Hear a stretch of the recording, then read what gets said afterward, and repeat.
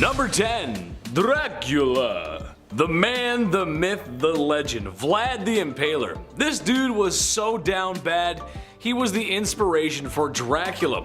There's really only one reason why he was so evil, and honestly, it's in his name. Vlad the Impaler liked to impale people, oftentimes alive. As if this was the worst thing thought up by a human being ever, he would leave the pikes on display, creating a horror only the eyes of medieval Europe could see. There's gonna be a lot of bad dudes on this list, some really saucy villains, unsavory characters who will make your skin crawl, but only Vlad has been bad enough to get a monster inspired by him, essentially turning his actions into somewhat of a spooky mythology. Dude gives off some serious goth energy. There's a few portraits of him, but if you look at it, he's got this stare in his eyes, like he wants to impale me or something. Vlad be nimble, Vlad be quick, just wait till you see his sharpened sticks. Number 9. The guy everyone knows. Look, YouTube won't let me say his name, but do we really have to? I mean, it's Mustache Man. Infamous for his bad art and lame book, he was the fascist leader of Germany. The very same leader who forced the world into World War II. Remember that one? Yeah. He's the very same monster who organized the destruction of Jewish peoples in Europe, and if he had his way, probably the whole world. I wouldn't be surprised if you showed a picture of him to anyone on Earth, any country, rich or poor, and they will most likely know who that was. That's the kind of evil that will get you talked about in classes all over the world, and likely for a long time. Eventually, he got what was coming to him, and the world had peace and prosperity, and there was never ever another bad stinky war ever again. Why is he not number 1, you might be asking? Well, that's just because his numbers don't compare to others, which is a very troubling statistic. I'll get to that later. Number 8. Busy man. Most people on this list are not going to need any introduction. Genghis Khan is no exception to that. The Mongol warrior king saw his nomadic empire stretch thousands of miles, being one of history's largest empires. If you've been paying attention in history class, and you should have been, don't skip class or Big Ched will put you in the naughty corner. Bad. Yes, that's right, I just referred to myself in the third person. Speaking of third person, that's how many people Genghis unalived in his bloody conquests. Oh, did I say 3? I actually meant a lot. Did I say a lot? I actually meant a disturbing amount. Some people like to point out that he was accepting of other people's cultures and beliefs. Yes, that is true, but that's after he burned down the village right before he got to yours, and you got forcibly assimilated into his numbers. As you can also imagine, a bloodthirsty barbarian like him did not treat women with much respect. It's Genghis Khan, man. That's just how it do be. Number 7. So long, Bowser. Ivan the Terrible. Okay, sure, Vlad was called the Impaler, but you can kind of take that in a different way, right? Not in that way. All innuendos aside, with a name like Ivan the Terrible, it's kind of hard to work around that. Even as a child, Ivan was showing traits of an evil dictator, or supervillain really, as it's said that he would throw animals off of tall roofs in the same way that Mario throws Bowser off of platforms. Becoming the first Tsar of Russia, and probably its worst, he's responsible for many horrors and crimes, but the most infamous being his responsibility for his own son's demise. After a heated argument regarding his unborn grandson, and in a binding fit of rage, Ivan claimed his son's life. Sure, dads get angry when sons don't help mow the lawns or help take out the trash, but that's going a little far. One minute you're having a fight with your dad, and the next minute you're being carried out by Ghanaian pallbearers. You know, the dancing guys, the memes, the casket, you know? Yeah, it's a joke. Number 6, the Mad Doctor. I love doctors. Shout out to the people working in the medical field right now. I appreciate you. I couldn't even imagine the horror that is medical school though. We all know my track record for reading, and hours upon hours of studying would just be bad for my health. I gotta squeeze more video game time in there, it's just how I work, man. However, one doctor I would not want to cross is Dr. Henry Howard Holmes. He is most likely the inspiration for a lot of horror movies. A serial unaliver, said to have been performing surgeries on animals at a young age, which, again, doing some freaky deaky stuff to animals as a kid is like the red flag of red flags. It's like the only red flag. If that wasn't enough, he used to steal cadavers from the university he was studying at and doing all kinds of not nice things to them, naughty, bad. Having a clear obsession with medical practices and anatomy probably was helpful in disposing of his victims. And like something from Tales of the Crypt Keeper, that's exactly what he did. He constructed a large house, or building really, with trap doors, secret tunnels, and a lot of rooms, a basement where he could dispose of his victims. He would later then open this house of horrors up as a hotel where unknowing people would come to meet their doom. Yes, Tales of the Crypt Keeper. Come check in to the Hotel of Doom. Number 5. Bad Comrade. Stosif Jalin was the leader of the Soviet Union for probably too long. A man who worked his way up the political chain until General Secretary meant leader, which, if you look it up, it's kind of crazy. That itself is a crazy story. He's responsible for a great loss of life. It is estimated in the range of 40 million people. Ooh, yikes. Most spooky evil dudes usually go after an enemy, to someone they consider to not be part of them. He did do this, but a lot of his own people sadly met their ends from the Red Menace too. Organized and deliberate purges of people and famines to starve people. It's safe to say he is and was and always will be one of the worst humans to ever walk the face of the earth. To put it in perspective, Jalin's son was a soldier in World War II, and after being captured by German forces, the Germans thought they had one on the boss. Heck, this was a get out of jail free card, right? Well, when a prisoner trade was proposed by the Germans, Jalin laughed at only how an evil communist could, and denied the trade. His son would later perish in a POW camp shortly after. What a monster. You think you trade with me? Keep him, I don't want. Number 4. Fine white powder. Oh, to be in Miami in the mid-1980s. If I had one wish, it would be to spend a summer night in the neon-soaked beaches of Miami under strict laws enforced by a president who didn't know what was going on right underneath his nose. If you were around back then you probably got to experience something like that. Or at least in my fever dreams. I hope so. But as much as I'd like to be Tony Montana with all that sugar on his desk, I know it's bad for my health. Speaking of bad for your health, Pablo Escobar. I know, that's where I went with that. Probably the most ruthless criminal ever to live on planet Earth. Pablo was a poor man born in a poor country, but ended up being one of, if not the richest man on planet Earth. His lucrative distribution of adult sugar in the 80s made him very wealthy. It also made him very dangerous, as he was willing to do whatever to get his way. Extortion, bribing, bombing, just about anything you can think of. Oh yeah, he was one bad dude. He had so much money that he had to bury it all over Colombia.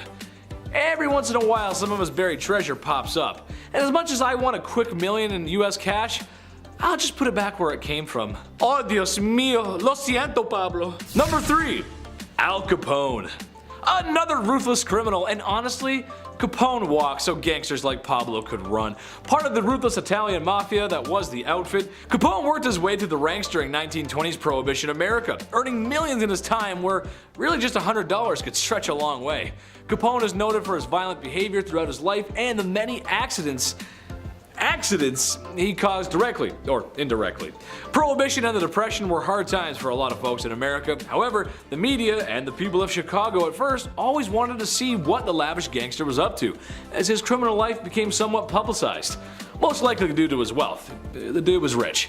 He eventually would get arrested and sent to Alcatraz, which was probably the worst prison in America, or the best Call of Duty Zombies map, depending on how you look at things.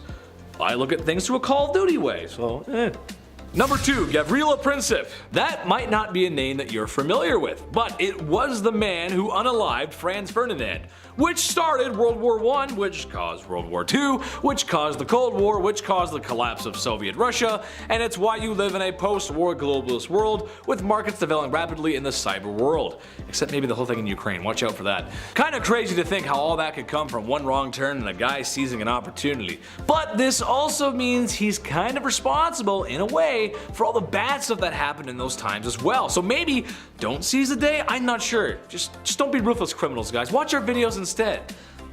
Although I could blame them for failing my math test in high school. Yeah, we'll go with that. Number 1, Mao Zedong. I'd like to come out here and tell you all about the chairman of China, but that simply is just too hot for TV, and if it's too hot for TV, it's too hot for YouTube. Basically, he was the dictator of communist China and is responsible for many lives lost. It's estimated to be somewhere in the range of 60 to 80 million people. Whoa!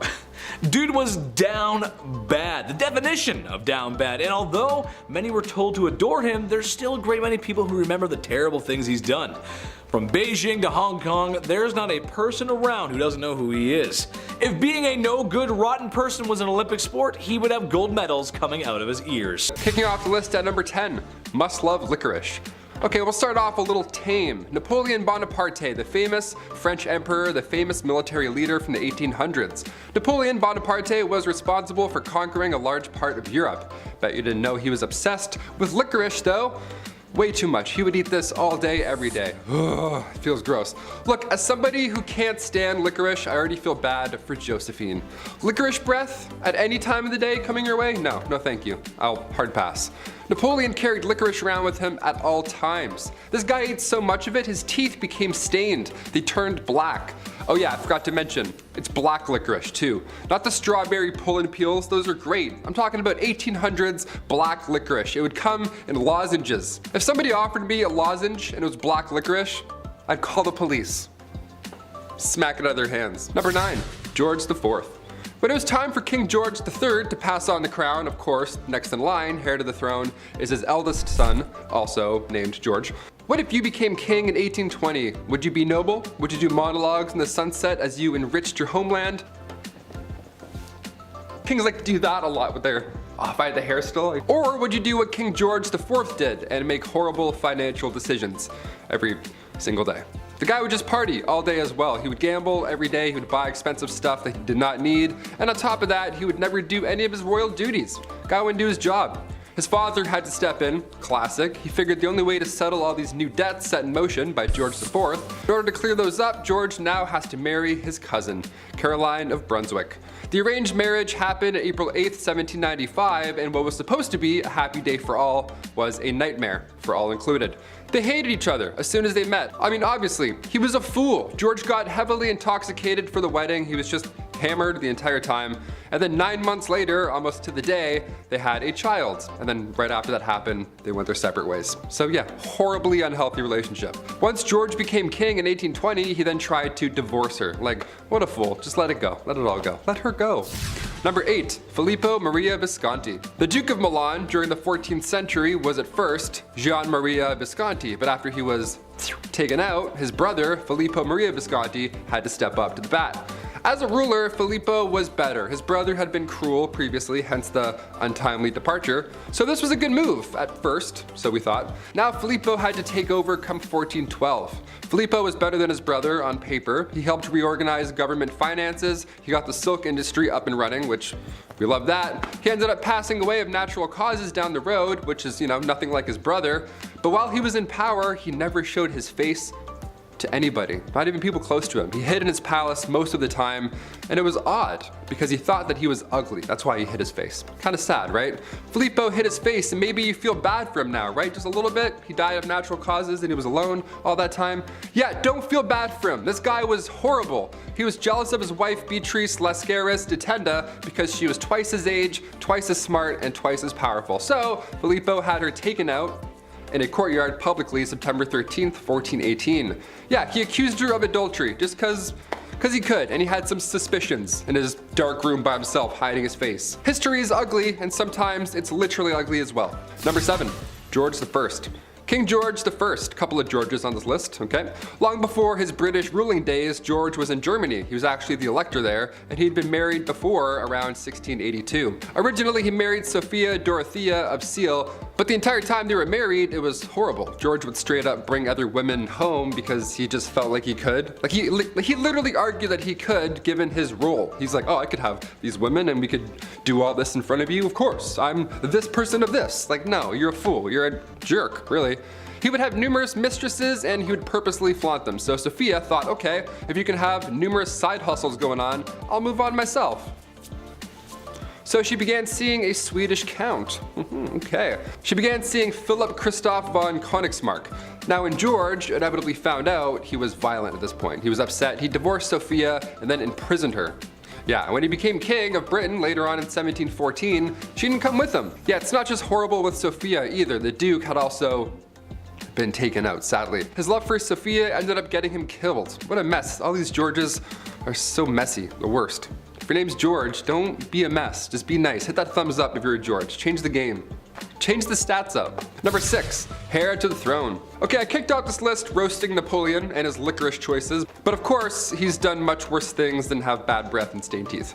Napoleon's marriage to Josephine was first fueled by love and friendship, but things quickly changed. Marie Josephine Rosé Tacher de la Pagerie was born in 1763. She had 2 children with her first husband, but that marriage was also not a happy time. They separated, and Josephine met Napoleon in 1795. Napoleon at this point was married at the time, and they had an affair, and they were deeply in love, like actually in love, and Napoleon proposed to Josephine in 1796, and they married later that year. 2 days after their wedding, Napoleon led the French army in Italy, and while he was gone, both of them ended up having affairs. So many affairs in this. Like, does love even exist? What the hell? 1804, Napoleon crowned himself and then crowned Josephine, proclaiming her empress. A few years passed, and after finding out Josephine couldn't bear any more children, Napoleon made a list of possible and eligible princesses. Just a list, and just left it out. Like, how awful is that? In November 1809, Josephine agreed to the divorce, and come 1821, Napoleon Bonaparte's final word on his deathbed was Josephine. Yeah, a little darker than licorice, just a tad. Number 5, King Henry VIII. The second wife of King Henry VIII. She was found guilty of treason, and she had been charged with having relationships with 5 others, including Lord Rochford, aka her brother, George Boleyn. She had also apparently had relations with Sir Henry Norris, the king's close friend, and when I say close, I mean they were really close. He was the groom of the stool. So they were close, and on top of this, Anne was also found guilty of conspiring to kill her husband. I wonder why. This list will explain a few reasons. Now, it's since been proven that these crimes were a bunch of rubbish. Anne wasn't present when these events even went down. She was still recovering from the birth of her daughter, future Elizabeth I, so there's no way she was fooling around with the groom of the stool in October 1533, Your Honor. All 5 guys involved were executed on Tower Hill May 1536, and then 2 days later, Anne joked about her own little neck before being taken out with the sword herself. Yeah, all dark. There wasn't even a coffin for her burial. Somebody had to get an old elm chest from the Tower Armory. How horrible is that? Number 4, a bit better. Another one of King Henry VIII's wives, Anne of Cleves. Where do we even begin here? This one is, honestly, this one's pretty sad, man. Anne was right in the middle of Henry's wives. She was married to King Henry for 6 months, and it was seen as quite strategic in a way. Henry's chief minister convinced him to marry one of the sisters of Germany's Duke of Cleves, either Anne or Amelia. So in order to decide, King Henry requested that Hans Holbein travel to Cleves to paint a portrait of each sister, and then come back and compare them. This is like the birth of Tinder. I'm not even joking, this is how he did it. This man compared portraits and then chose Anne because every man praiseth her beauty. Yeah, compared her to the silver moon. Yeah, try that on a dating site, write that in. I praiseth thou beauty, madam, to a silver dollar. A silver sea sand dollar shining in the moon. What? I don't know, just click it. Click send and see what happens. Then a treaty was signed. A few weeks later, Anne arrived to England, and Henry was beyond upset because she looked nothing like the portrait, apparently. How horrible is that? You look nothing like this Victorian painting. How dare you? It's 6 a.m. and you've been riding a horse for 4 weeks and you don't look like this Victorian painting? Shame. He tried to stop the wedding, but it was too late at that point, so they had to follow through. And on January 6, 1540, their marriage was official. You can't unswipe this marriage, rich boy. Anne later accepted the divorce gladly and then lived as the king's sister peacefully until her death in 1557. Number 3, Christian VII. Christian, there's an ironic name for what I'm about to tell you. The prince that couldn't keep his hands out of his pants. I don't know how else to say it. Here we go. Christian VII of Denmark. He was a young lad. He was spoiled. He was a little comfortable with his body, maybe too comfortable, and he would often just have his hands in his pants hanging out. He was like one of those, rich king. He was kind of like Joffrey from Game of Thrones. He would just sit back and like suck on candy and stuff and just, fool around. I don't know, it's gross. Middle of dinner, this guy would pass around food to his family with those gross hands. He would alternate hands and pants to handing out food. What a little twerp. Now, it's unknown, but historians believe maybe, just maybe, he was a tad mad. Who's to tell? Either way, don't touch the rye bread, Christian. Thanks. Go wash your hands. Twice. Number 2, King Henry VIII. Again. Of course, we have to talk about Henry VIII again. He's pretty bad, not gonna lie. Henry VIII was King of England from 1509 to 1547. He's been married a handful of times, as we've heard by now, and all of them have went south. When Henry married Catherine, he was 49. She was a few years younger. She was actually a lot younger, classic 1500s. way too young. And when they got married, Henry was not the same as he was when they had met. He had received a nasty jousting wound, so now he was gravely overweight. He didn't do anything, he just laid around all day and complained. So Catherine, of course, just wanted some, shred of a life, and being again quite young, too young, she decided to look for love. Well, God forbid you try and have a life in the 1500s, because then the young queen was accused of having an affair and was publicly and horribly taken out in the courtyard. And finally, coming in at number 1, Henry II. The relationship between Henry II of England and Eleanor of Aquitaine is pretty memorable. It's memorable in all the wrong ways, of course. When they first met, things were good, dare I say, with both of them. They were both young, and he was going to be king. He was young, king, guy, young man who's going to be king. And Eleanor, she was married, but once she got an annulment, their love was good. Their love was good and young and ready to be young king stuff. After the annulment in 1152, Henry and Eleanor tied the knot officially a couple weeks after. Love moves quickly, apparently. Henry started having affairs, because of course he did. At this point in this list, we're not gasping at affairs, sadly. But come 1173, Eleanor had convinced their sons to go against father. Yeah, Henry didn't take this well, and he had Eleanor locked up for 16 years. He had died, so after that point she had resumed the royal roles, because at this point those two boys had grown up and inherited the throne, Richard and John. But being locked up for that long, what a nightmare that relationship was entirely. I figured we'd end on a kind of tame one where she kind of came back and it was good. Kind of good, dare I say? I don't know. It might be too clever to talk about Lizzie Borden as a pun, but I'll ask you guys about that later. Sorry. Anyways, Lizzie Borden was an American woman who was tried and then later acquitted for the axe murderers of her father and stepmother in Massachusetts. Lizzie was very religious and would go to church and do church activities, teaching Sunday school, etc., etc. 3 years later, after her mother passed away, her father remarried to Abby Gray. Lizzie didn't like Abby that much because she suspected Abby's goal was her father's money, and as tensions grew, even more when Andrew would gift real estate to his new family's wife and their stepmother received a house. The night before the murder, their uncle visited their father to discuss property transfer, which placed more tension. After the crime was committed, the police turned their attention to Lizzie as she gave conflicting testimonies within the day. And after many strange occurrences, like her cleaning her dress and burning it up saying it was covered in paint, the town's suspicion of her drugging her father to sleep in order to whack him with an axe, overall the evidence was unclear and caused many controversial issues. However, the trial was later pushed away when another axe murderer similar to her father and her stepmom's case occurred 5 days prior. Still, the reputation of Lizzie and her sister's involvement was tarnished, and the suspecting evidence and accounts of that day remains unsolved. Number 9. Elsa Koch. Elsa Koch was a German war criminal who committed atrocities while her husband, Karl Otto Koch, was commanded at the Buchenwald in World War II. Because of the egregiousness of her alleged allegations, and her actions included that she had selected tattooed prisoners for death in order to fashionably create lampshades and other items from their skin.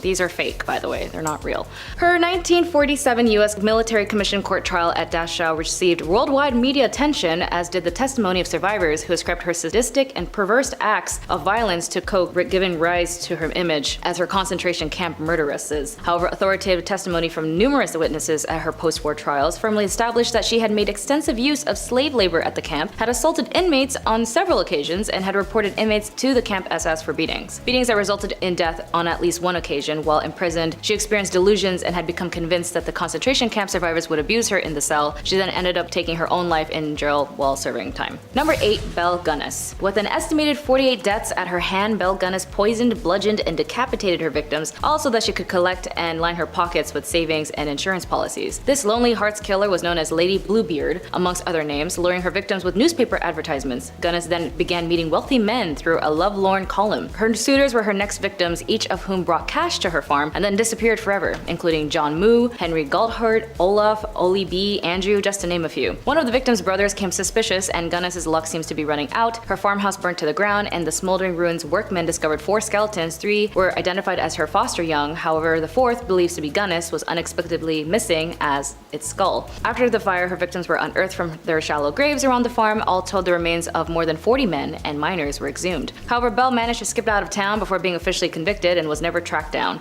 Her death has never been confirmed. Number 7. Countess Elizabeth Bathory. I don't know if you've seen the tales of Snow White and how there was this once evil queen who yearned for eternal beauty, but like all fairy tales come from the stem of truth. Countess Elizabeth Bathory was a Hungarian noblewoman who was an alleged serial killer from the family Bathory, who owned a land in the Kingdom of Hungary. Bathory and 4 of her servants were accused of torturing and killing hundreds of young and old women between 1590 and 1610. During her arrest, it is commonly believed that Bathory was caught in the act of the torture, but the reality was that she was just having dinner. Most of the witnesses testified that she had heard the accusations from others but did not actually see it themselves. The servants confessed under torture, which is not credible in contemporary proceedings. The accusations of the murder were based on rumors, and as there is no documents to prove that anyone in the area complained about the Countess, in this time period, if someone was harmed or let's say someone stole something, a letter would be written out as a complaint. Several authors have argued that Elizabeth Bathory was a victim of conspiracy. Similar, during the Salem witch trials, many people insisted that they saw the accused witches flying through the sky. Clearly neither thing happened and are possibly a form of mass delusion or self-interest lies. Historians are therefore extremely careful in how they treat eyewitness accounts of this sort, given the possibility for collective and self-reinforcing delusions.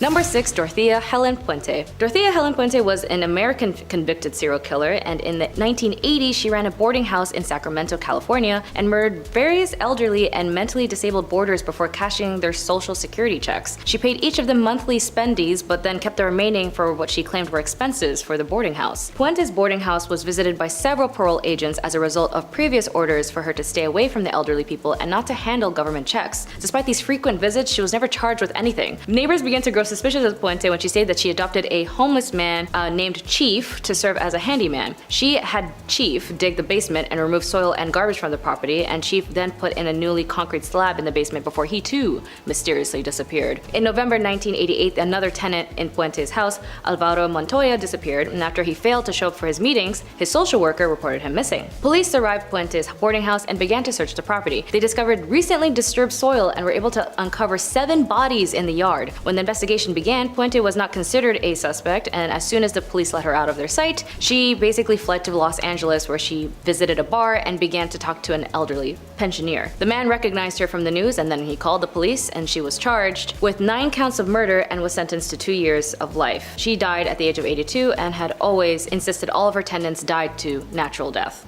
Number 5. Julia Tofana. Not your typical Chanel number 5, but this too was a femme fatale bottle used by so many women to do one major thing: to get rid of their husbands. By some definitions, Julia was a girl's girl. After all, it was the 1600s, and women who had malignant husbands who would physically harm and control them was a rather common issue, and the general rule was that unless your spouse passed away, that was the only time a woman could be granted her freedom. In its creation was associated by none other than Julia Tofana, who apparently was the ringleader of 6 poisoners in Rome. In order to avoid detection from authorities, they actually used the trade name after St. Nicholas and would sell the poison openly as a cosmetic. They even went ahead and used an image of St. Nicholas over the vials, and St. Nicholas and the vial of poison would be sold, affecting over 600 victims, mostly husbands. The active contents inside the vial was unknown, but it was filled with arsenic, lead, and possibly belladonna. It was colorless, tasteless, and therefore very easy to mix with other substances like wine or water. The poisoning would go unnoticed, and its symptoms would mimic other illnesses that was prominent at the time. First dosage would mimic a cold, the third would be digestive issues, and the fourth was death. It was so effective and helpful that when the poison was used to be in its slow active state, it would give the victims time to assume that they were dying and write a will. And if the provider of the poison changed their mind, an antidote was simply lemon juice and vinegar. Fun fact,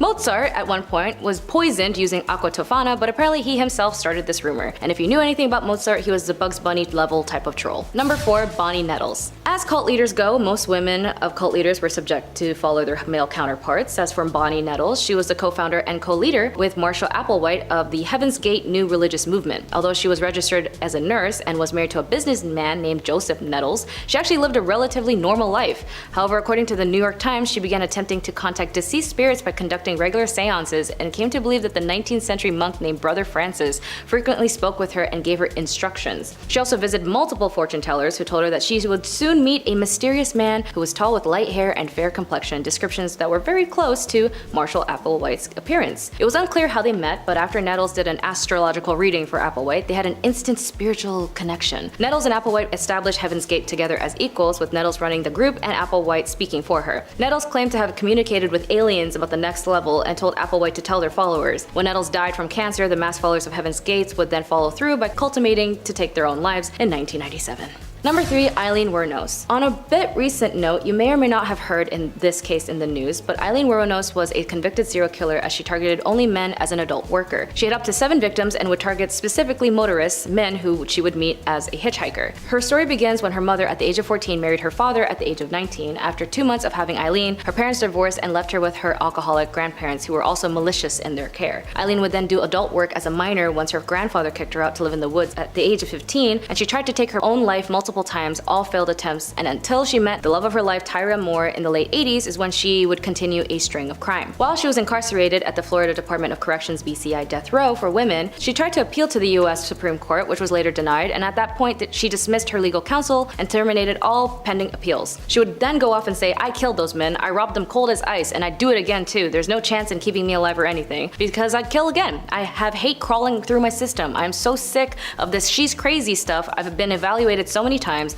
I'm competent, sane, and I'm trying to tell the truth. I'm one who seriously hates human life and would kill again." After extreme mistreatments she suffered while imprisoned and the inhumane management given to her by her officers, in her final interview she turned to the interviewer and said, and also paraphrasing due to censorship, "You sabotaged me, society, and the cops and the system. An attacked woman got executed and was used for books and movies and so on." Her final on-camera words were, "Thanks a lot, society, for railroading my ass." She was later executed by lethal injection. Number 2, Pearl Fernandez. Again, although this case is one of a very recent event, it still marks as a notable case in the issues that lie in the legal forms, in the protections of minors, and the lack of involvement of CPS. Pearl Fernandez, you may or may not know, was the mother of Gabriel Fernandez, who passed away in Pearl and her boyfriend Usaro's custody. According to The Atlantic, Pearl Fernandez and her boyfriend shot Gabriel with a BB gun, tortured him with pepper spray, beat him with a baseball bat, and forced him to eat cat feces. All injuries pointed to severe psychological and emotional distress endured over a long period of time. It was not one-time event that led to Gabriel's death, it was months of torture. A judge rejected her remorse, stating that Pearl's actions were horrendous and inhumane and nothing short of evil.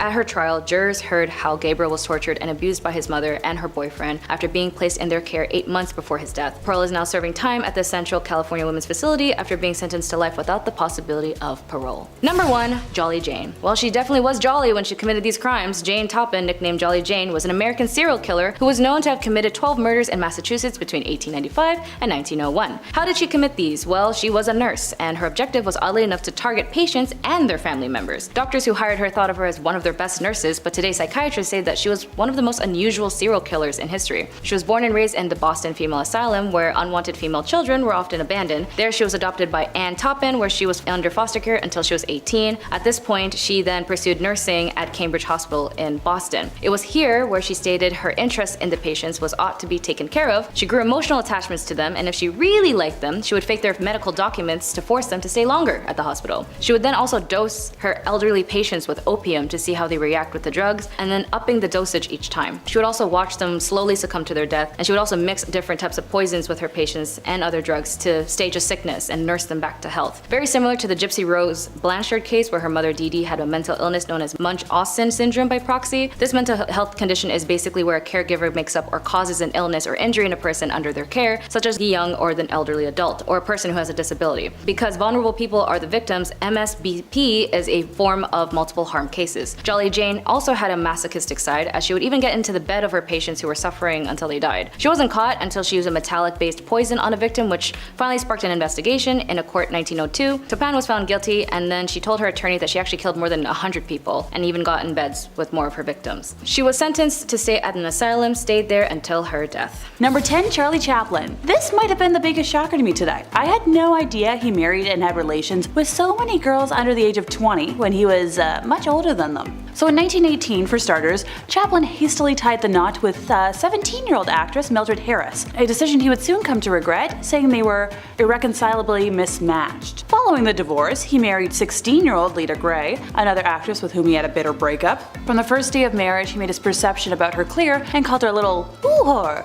I hope you get what I'm saying there. On their train back to California from the marriage, Chaplin suggested Lita jump off the train to end her misery. Interestingly, Chaplin didn't like his wife, but according to her, he remained a human machine. When she announced she was pregnant for the second time, his behavior got even more erratic. He would take up to 8 showers a day and monitor the listening devices he had installed in her bedroom, and patrol their house's grounds with a pistol at night. By the end of the same year, Lita headed for divorce, stating how Chaplin had pulled that same piece at her and threatened getting rid of her, what she had. Lita's more elaborated passages surfaced when she claimed how throughout the marriage life, Chaplin forced her to gratify his abnormal, unnatural, perverted, and degenerate sexual desires.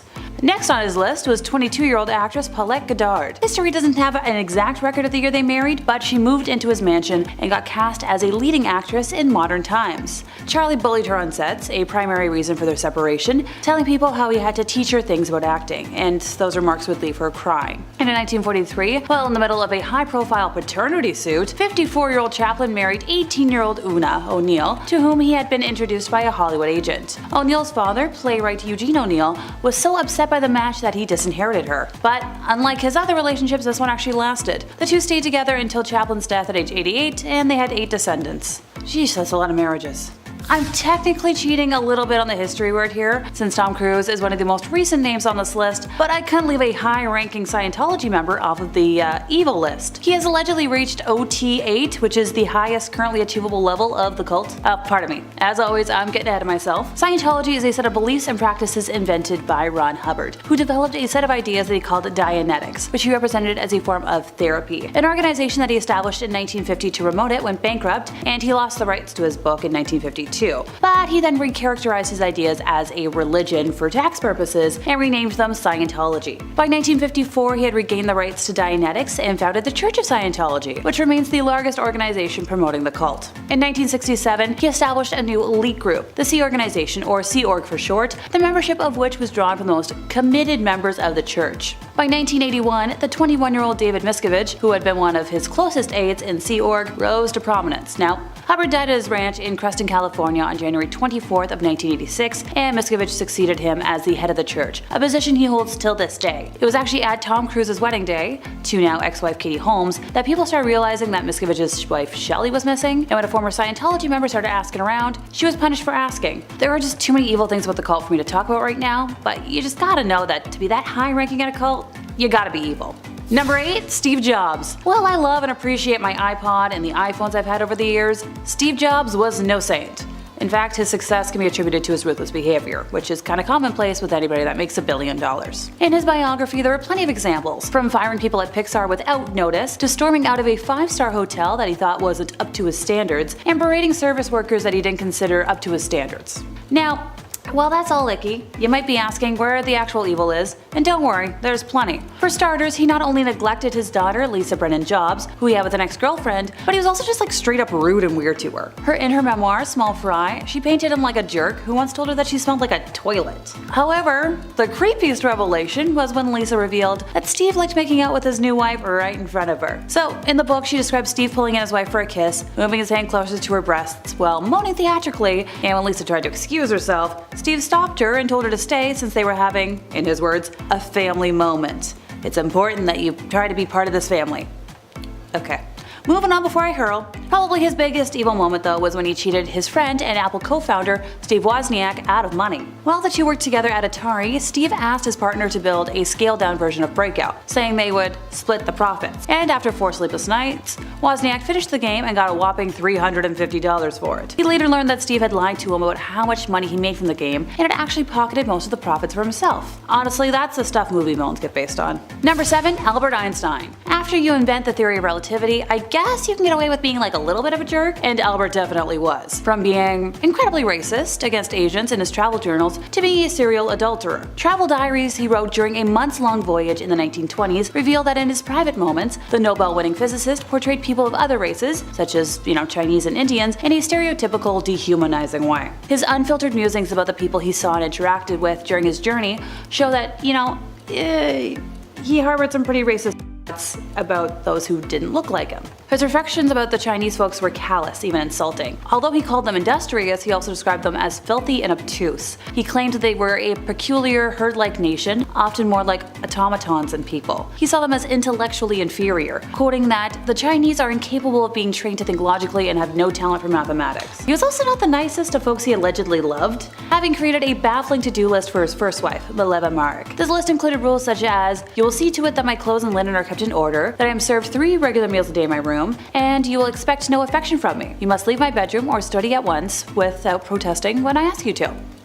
Hard pass. Number 6, John Hamm. Oh, the handsome Mad Max star has a lot of female fans that love his charm, but The actor, kinda like his famous character, is pretty good at hiding his dark side. In 2015, news broke that the former frat boy was in the middle of a violent hazing ritual in 1991 where he allegedly set a guy on fire. Not only did John beat up a pledge by punching him in the kidney, he also led the poor guy around the frat house with the claw of a hammer beneath his genitals. As for the pledge, the whole experience made him sink into a deep depression, which sadly makes sense. This broke my heart, because until today, I very much enjoyed watching him on screen, but I guess I'll be able to villainize him better in Sucker Punch now. Number 5. Bill Cosby. It emerged in late 2014 that the famed actor, formerly known as America's Dad, sexually harmed dozens of women throughout his career.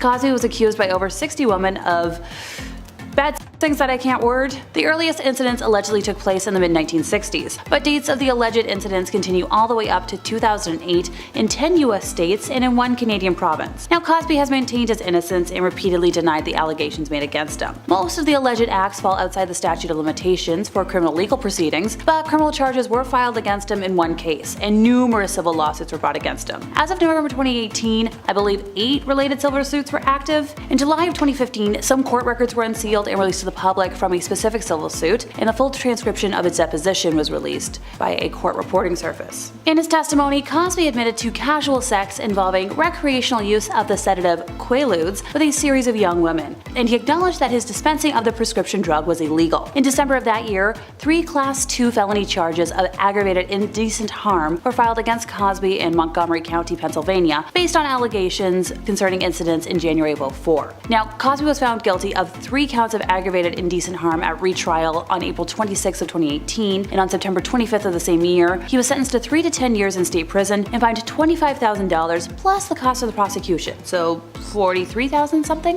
In 2014, Judy Huth filed a civil suit against Cosby in California, alleging that he had harmed her in 1975 when she was too young to consent. That trial began in 2022, and thankfully the jury ruled in Huth's favor, so good riddance. Number 4. Elvis. Although everyone knows he famously met wife Priscilla Presley when she was only 14, that wasn't the only time he fraternized with folks that were a little too young. According to a former member of his entourage, Elvis was fascinated with the idea of real young girls. He was particularly obsessed with virginal ones, which he called cherries, and excuse me while I retch. According to Baby Let's Play House, Elvis felt insecure about pleasing older women and would invite groups of young fans to his house for sleepovers instead. And once he met Priscilla, those fantasies didn't change. Determined to keep her virginal until their wedding day, he would instead have roleplay sessions where she would dress up like a schoolgirl and he would dress up like a teacher. Once the two married and had their first spawn, however, escapade stopped. Priscilla wrote in her memoir that Elvis had mentioned to her before they were married that he had never been able to make love to a woman who had given birth. When Elvis finally upgraded to adult woman,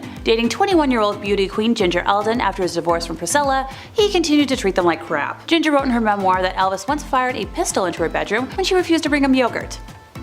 Lovely. Number 3. Vlad the Impaler. Also known as Vlad Dracula, he was Prince of Wallachia 3 times between 1448 and his death in around 1476 or 77. The character of Dracula was loosely based on Vlad due to his sadistic personality and cruel acts done to the people of Wallachia, where he reigned as prince 3 times between 1448 to 1462 and killed about, only 20% of the population. Works containing the stories about Vlad's cruelty were published in Low German in the Holy Roman Empire before 1480. They described Vlad as a demented psychopath, a gruesome killer, and a masochist Caligula and Nero. One tale explains that Vlad had a big copper cauldron built and put a lid made of wood with holes in it on top. He put people in the cauldron and put their heads in the holes and fastened them there. He then filled it with water and set a fire under it and let people cry their eyes out until they were boiled to death. And he invited just overall frightening, terrible, unheard of punishments. He ordered that women be impaled together with their suckling young on the same stake, stuck on their mother's breasts until they died. Then he had the woman's breast cut off and put the little ones inside head first, thus he had them impaled together.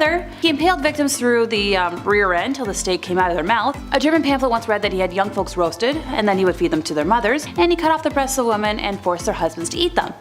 Nightmare cruelty. Number 2. Hugh Hefner. While it might not seem shocking that the man who claimed woman empowerment came from seeing them in bunny suits through the male gaze, being a bad guy, just how awful he was may raise some eyebrows. He manipulated and drugged dozens of young women into taking part in acts, while masquerading as a champion of freedom. He would also host weekly pig nights, during which he would bring in a dozen schmex workers he considered ugly to have friends. Holly Madison, a lovely woman who dated Hefner for 8 years, told how Hefner refused to use protection during and how the Playboy bunny lifestyle had her considering taking her own life. Linda Lovelace, the 1970s adult video star who found fame with the film Deep Throat, said she was treated like a piece of meat and forced to perform oral German Shepherd while Hefner and his friends watched. I could go into more detail, but I don't think I want to. Number 1. Gandhi. Yeah, sure, he was an activist who led India to independence, but it also turns out that he was kind of a in the book The South African Gandhi, Stretcher Bearer of Empire, it was revealed that Gandhi was a separatist who wrote to the natal parliament that general belief seems to prevail in the colony that the Indians are a little better, if at all, than savages or the natives of Africa. He later wrote to a health officer in Johannesburg that he was concerned about the mixing of the South Africans with the Indians. If that wasn't awful enough, he frequently used his power to take advantage of young women in their late teens and early 20s. His inappropriate behavior was so bad, it caused his personal secretary, R.P. Parasuram,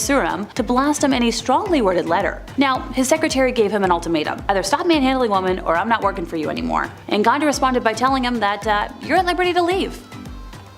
Yucky. Number 10. Joseph Mengele. Alright, I'm just gonna get this out of the way now. This man is the only entry from the Second World War on today's list, and that's mainly because online guidelines make it practically impossible for me to talk about the evil German dictator or members of his party. So also known as the Angel of Death, Dr. Joseph was an anthropologist and SS physician who conducted numerous inhumane medical experiments on the prisoners at Auschwitz. So at Auschwitz, he was one of a number of medical professionals who selected victims to be sentenced to the gas chambers or be spared for his experimental research. He would attempt red fluid transfusions from one twin to another, do amputations to try and sew that part onto another twin, stitch 2 twins together to form Siamese twins, infect one twin with typhus or another disease, and way too many other experiments. Can you tell he liked twins? And to the surprise of no one, more often than not, the twins would pass away during the procedures, or he would just have them killed afterwards so he could do an autopsy for funsies. If one twin died from a disease, yeah, the other one's going, just to mark the differences between the sick and healthy subjects. The evil doctor was also very interested in heterochromia, where people have irises of different colors, and he would collect eyes and body parts of his victims and send it off for research. He would inject chemicals in victims' eyes to attempt to change their eye color. Now remember, this was before the age of colored contacts. He also experimented on pregnant women before sending them off to the gas chambers and caused incestuous pregnancies, always under the guise of research. Now, he tried sex change operations, he tried removing organs, and operating on victims without anesthesia. Oh, and if that wasn't disgusting enough, he tried to prove that Jewish and Romani people were genetically inferior through his morbid experimentation. Throughout his time at Auschwitz, Joseph sent his colleagues in Germany red fluid, body parts, organs, skeletons, and even fetuses that have been taken from prisoners.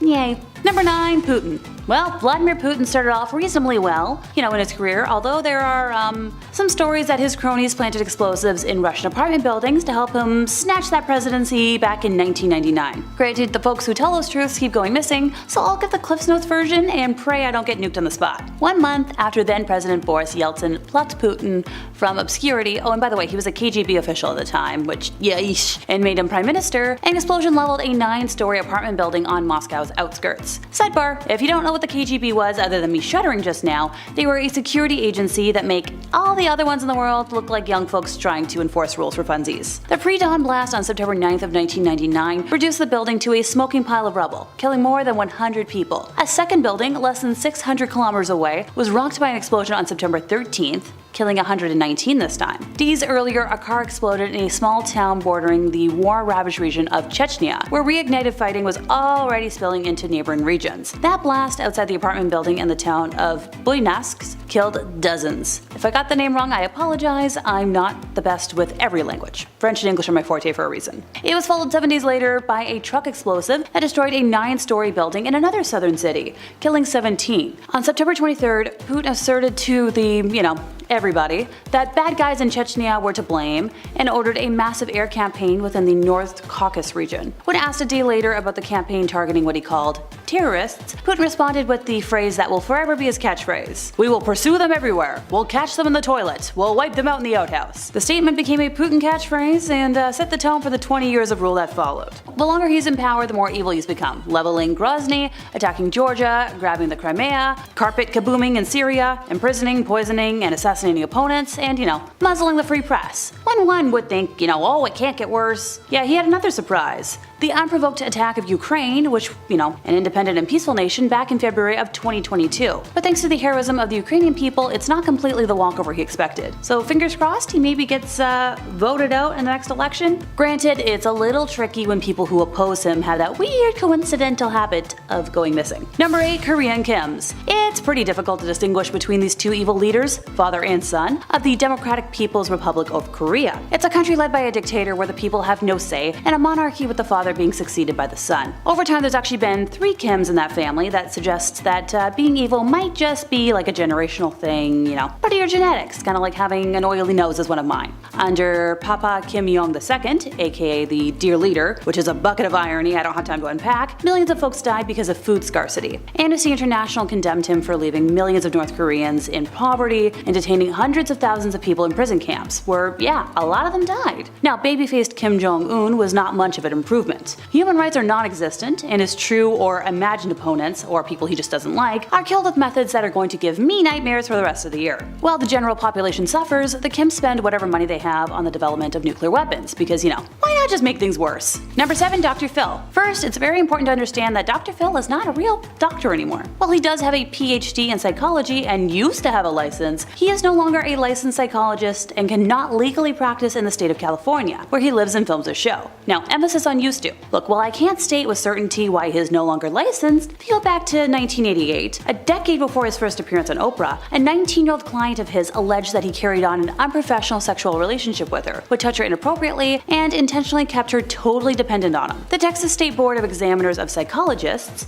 try saying that 5 times fast, investigated the accusations, along with claims that Dr. Phil inappropriately provided this young lady with part-time temporary employment while still carrying on a therapeutic relationship. Their findings never referenced the accusations of sexual misconduct, but they did discover that the doctor sustained an improper dual relationship with the client by acting both as her therapist and her employer. The board issued him a letter of reprimand, assigned a psychologist to monitor his practice, and required him to take an ethics class and a complete psychological evaluation. Whatever the reason may be, Phil McGraw is no longer a licensed psychologist, and he hasn't been for quite a while. He believes that his show's primary goal is to let people know that it's okay to treat problems and get help, and deliver understandable information about how to live one's life. Which, that's a cute soundbite and all, but Dr. Phil's show regularly exploits people with serious mental illnesses and disabilities for financial and entertainment purposes, if you can even call that entertainment. In one instance, Todd Herzog, a former winner of the hit reality TV show Survivor, appeared on the show in 2013 to discuss his drinking problem. However, he was so drunk that he had to be carried onto the set and lifted into a chair. Before you wonder why a supposedly trained psychologist is something so cruel as to put a man too drunk to walk on national TV, first consider the horrendously immoral and unethical actions that led to this situation. According to Herzog, he was set up. His dressing room came with a full bottle of, spicy juice. After drinking all of it, a staff member supposedly handed him a Xanax, which he took before he even went on stage. Which, all of this doesn't even scrape the surface of the accusations of misconduct and bad psychology that have followed Dr. Phil throughout his career. If I were to say all of those, I'd be here all day. Number 6. Osama bin Laden. Yeah, he doesn't really need an introduction. Remember 9/11? Yeah, he was the organizer and mastermind, sending himself and way too many innocents to their death. He became America's most wanted, and justice was, finally served on May 2nd of 2011 at 1 a.m. Thank you, Navy SEALs. They also found a huge stash of no-no tapes in his compound, because apparently the self-righteous threat persecuting women for being loose was not above sampling the strictly condemned fruits himself. Number 5. Caligula. Many Roman emperors can be described as self-centered, but this one's appetite for amusement, decadence, and scarlet elixir were on a whole other level. The emperor's short temper and even shorter attention span resulted in countless deaths of his subjects. Caligula killed people for just funsies. In one particularly vile situation, he even ordered his guards to put spectators in an arena to be eaten by wild animals because he was bored during an intermission.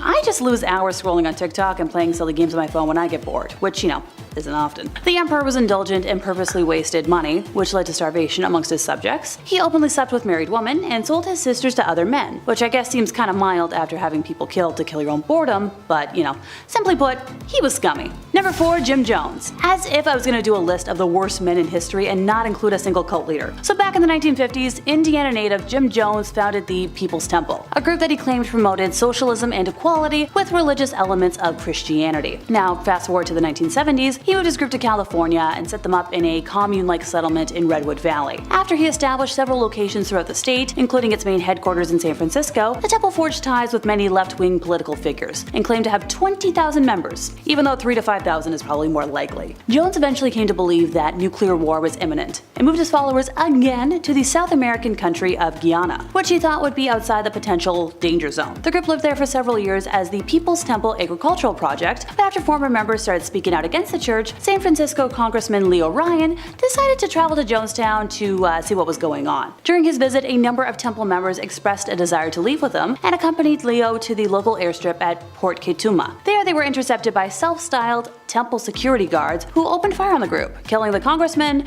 3 journalists, and one of the defectors, as well as injuring 9 others, including Ryan's aide, Jackie Spire. A few seconds of the incident were captured on video by NBC cameraman Bob Brown, one of the journalists that were sadly killed in the attack. That evening in Jonestown, Jones ordered his congregation to drink a concoction of cyanide-laced, grape-flavored Flavor-Aid. Oh, right, this is where the phrase drinking the Kool-Aid comes from, but it actually wasn't Kool-Aid, it was the off-brand stuff. All in all, 918 people died, including 276 minors. When members wept and showed signs of dissent, Jones counseled, "Stop the hysterics. This is not the way for people who are socialists or communists to die. No way for us to die, we must die with some dignity." On a tape, Jones can be heard saying, "Don't be afraid to die," adding that death is just stepping over into another plane and a friend. Jones directed that the youngest folks be killed first, and his wife Marceline apparently protested against this.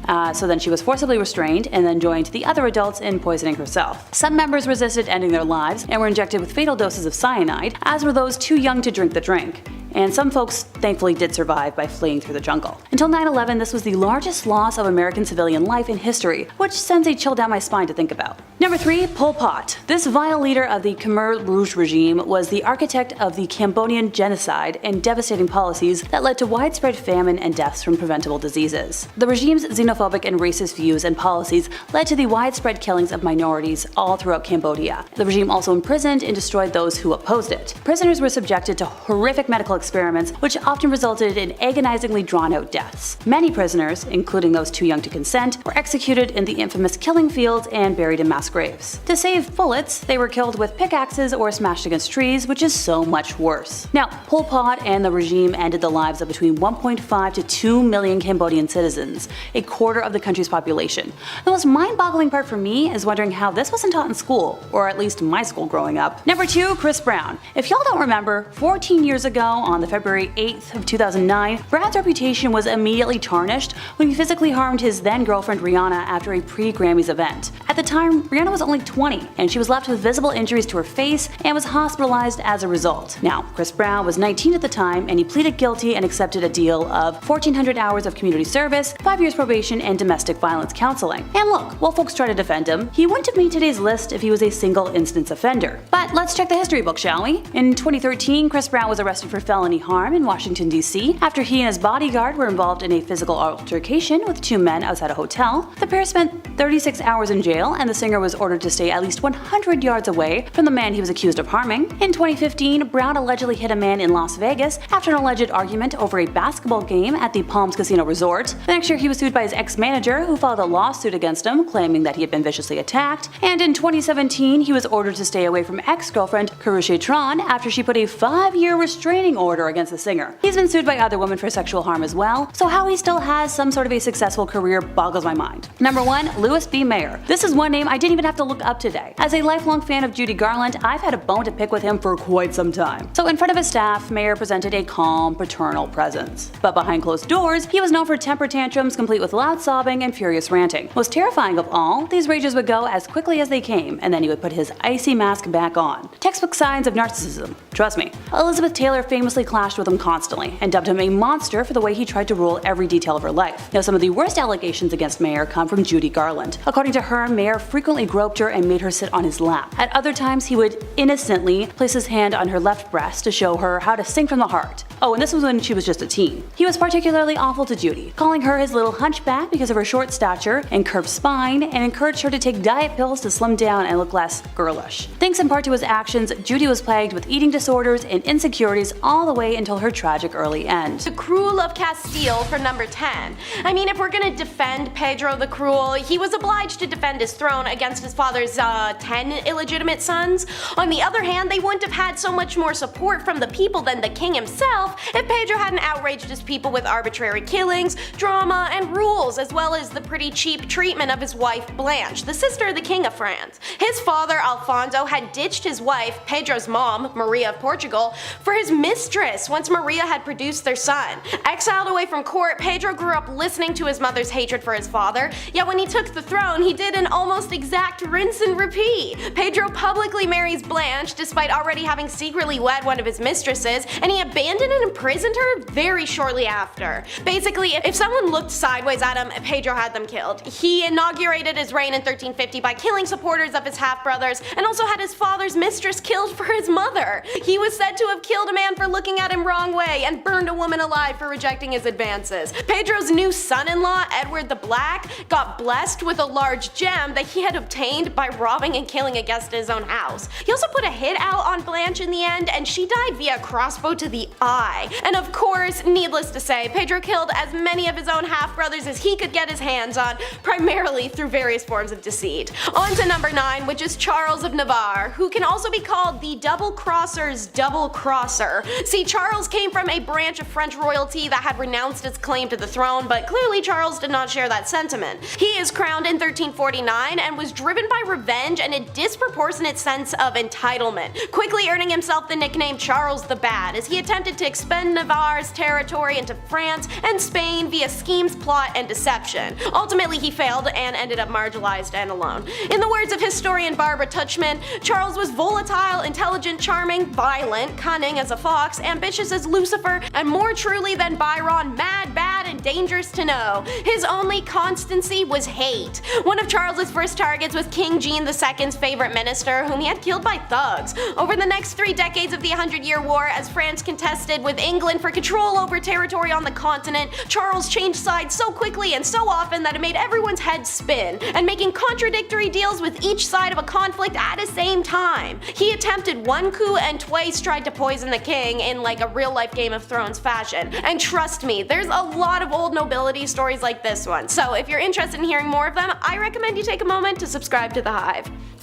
Edward III is on our countdown at number 8, and he pulled a total King David. He sent his homie, Earls of Salisbury, to go fight wars in foreign countries so he could go try to bang the Earl's wife on the sly. However, the Countess refused the king's slick idea, but Edward didn't accept that answer and returned after dark. He tells the valets to quote, "Nothing must interfere with what he was going to do, on pain of death." Contemporary accounts from the time, of which there are 5 parts, detail how the Countess was left in an absolutely horrific state. And by the time her husband returns, she's fallen into a deep depression and admits to her husband what has happened. The Earl goes into a blind rage, understandably, and goes straight to Edward, who was holding court at the time. In front of dozens of witnesses, the Earl confronts his once friend, saying, "You have villainously dishonored me and thrown me in the dung," and continues to tell Edward that his actions were so disgusting and inhuman that he could no longer live in the same country with the monstrous king, and then just left England forever.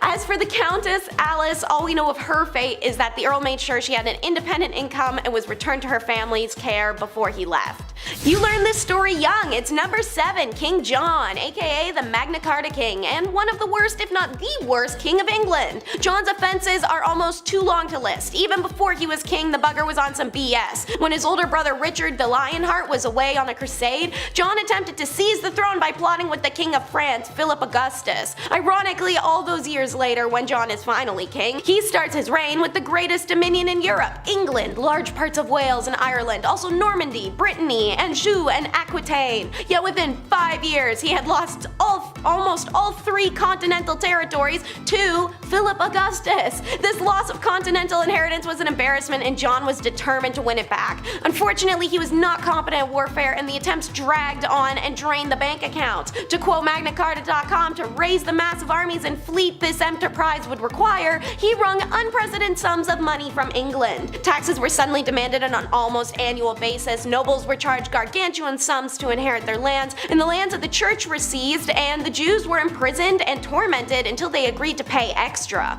John's reign saw the greatest financial exploitation of England since the Norman Conquest. In May of 1215, 6 months after the French whipped his butt, the people of England rebelled and seized London. With the capital held against him, the king's forced to negotiate and obliged to make concessions. The Magna Carta is signed. Then he had it annulled, and then everyone rebelled again, and then John died, and the barons were still rebelling. The end. Next up is William the Conqueror, and he's number 6. Before we called him William the Conqueror, he was actually William the Bastard, like something out of a movie. His nobleman father Robert came across his tanner mother washing clothes by the river and falls head over heels for her. As a result, the royal heir was not technically royal heir material, but don't let Robert or William hear you say that. Between the two, anyone who ever made fun of William's mother was killed, and usually pretty brutally. An example is when the villagers of Alençon hung tanning hides in the trees to mock William's mother's status. William stormed the castle, captured 32 defenders, and had their hands and feet cut off. William, a duke far removed from royal lineage, didn't think too much about England until 1051, when the childless King Edward the Confessor made a truly bizarre decision. He chose William to be his heir. Then, seconds from death, in 1066, he revoked it. William decided,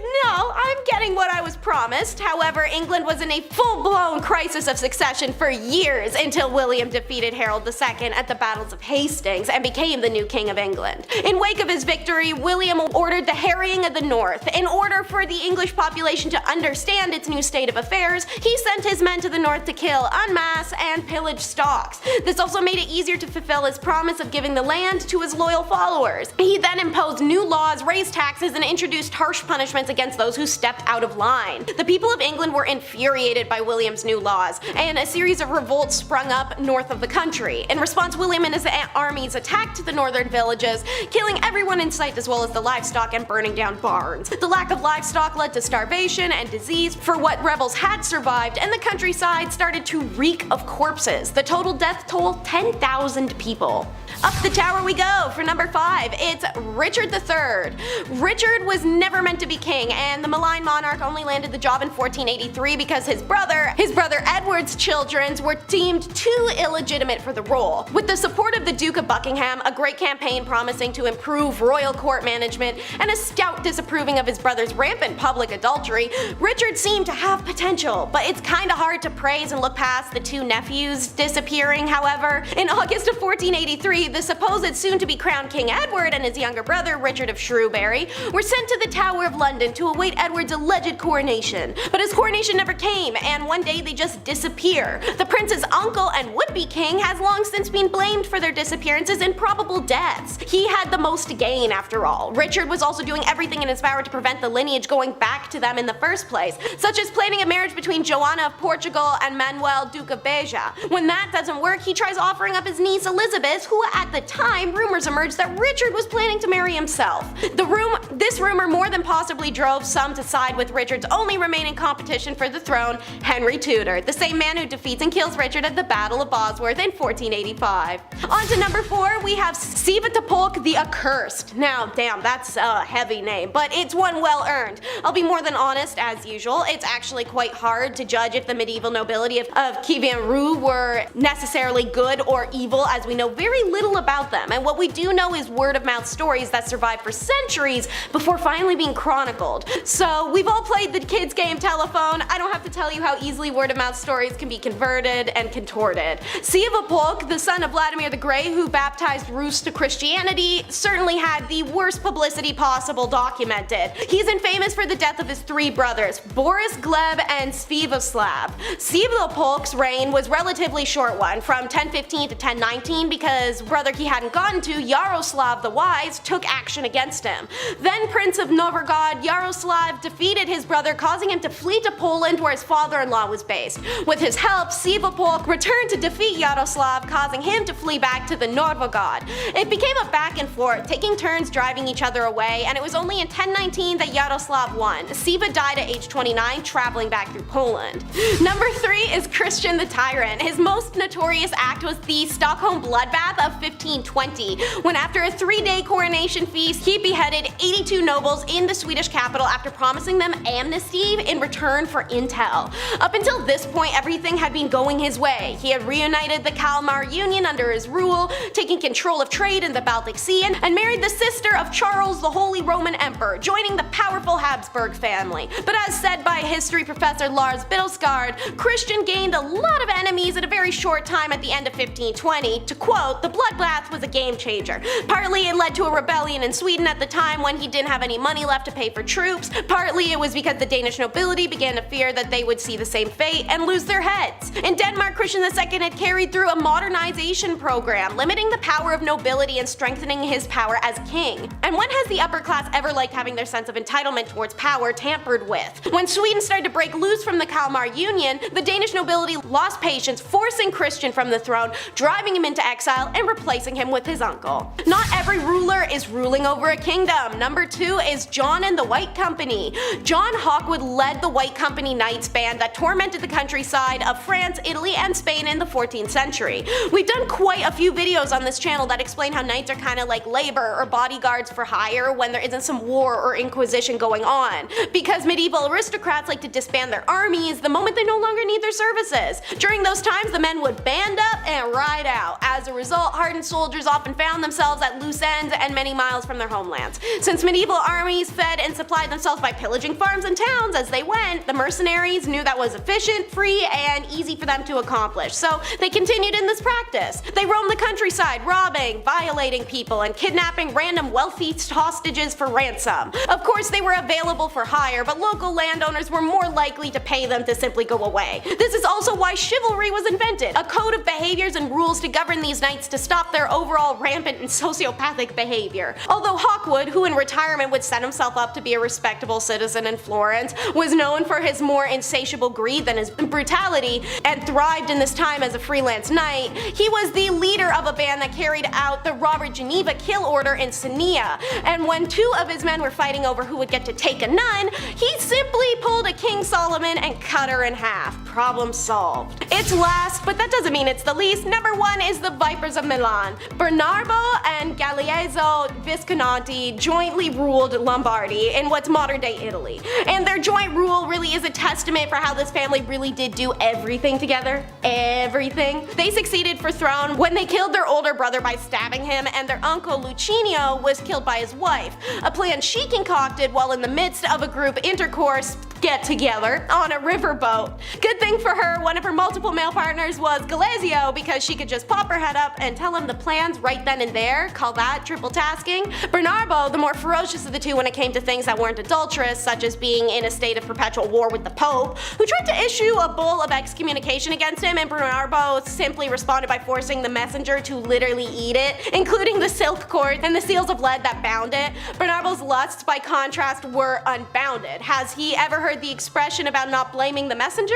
And speaking of Bernardo, watch out Nick Cannon, because while he wasn't a riverboat share sash kind of guy, the dozens upon dozens of illegitimate offspring by his various mistresses outnumbered even the 17 children he somehow fathered with his very long-suffering wife. Seriously, check out this guy's wiki page. It's the craziest list I have ever seen. Their most demented action, however, was the Questamira together. It's a 40-day torment method handbook that they wrote that would be used and distributed for wide public usage, and it's the origin of plenty horrific methods that we saw used throughout the times. Number 10, the Donovan family Ouija board. In the eerie case of the Donovan household, we witness the harrowing consequences of dabbling with the supernatural. Patty Donovan's innocent curiosity led her down a treacherous path when she engaged with, yep, a Ouija board, the thing I hate the most, believing she had found a friend and a spirit. As she grew emotionally dependent on this entity, the disturbing incidents began to unfold. The malevolent spirit, once her confidant, or boyfriend, turned into quite the force, wreaking havoc on her family. It targeted their vehicles, disassembling engines and puncturing tires, leaving them vulnerable and stranded. The spirit's actions escalated, with vandalism around their home and inexplicable damage to their property, even to the point of furniture levitating and rocks raining down on their house. It's kind of baffling that the family didn't connect the dots sooner, seeing as the signs of,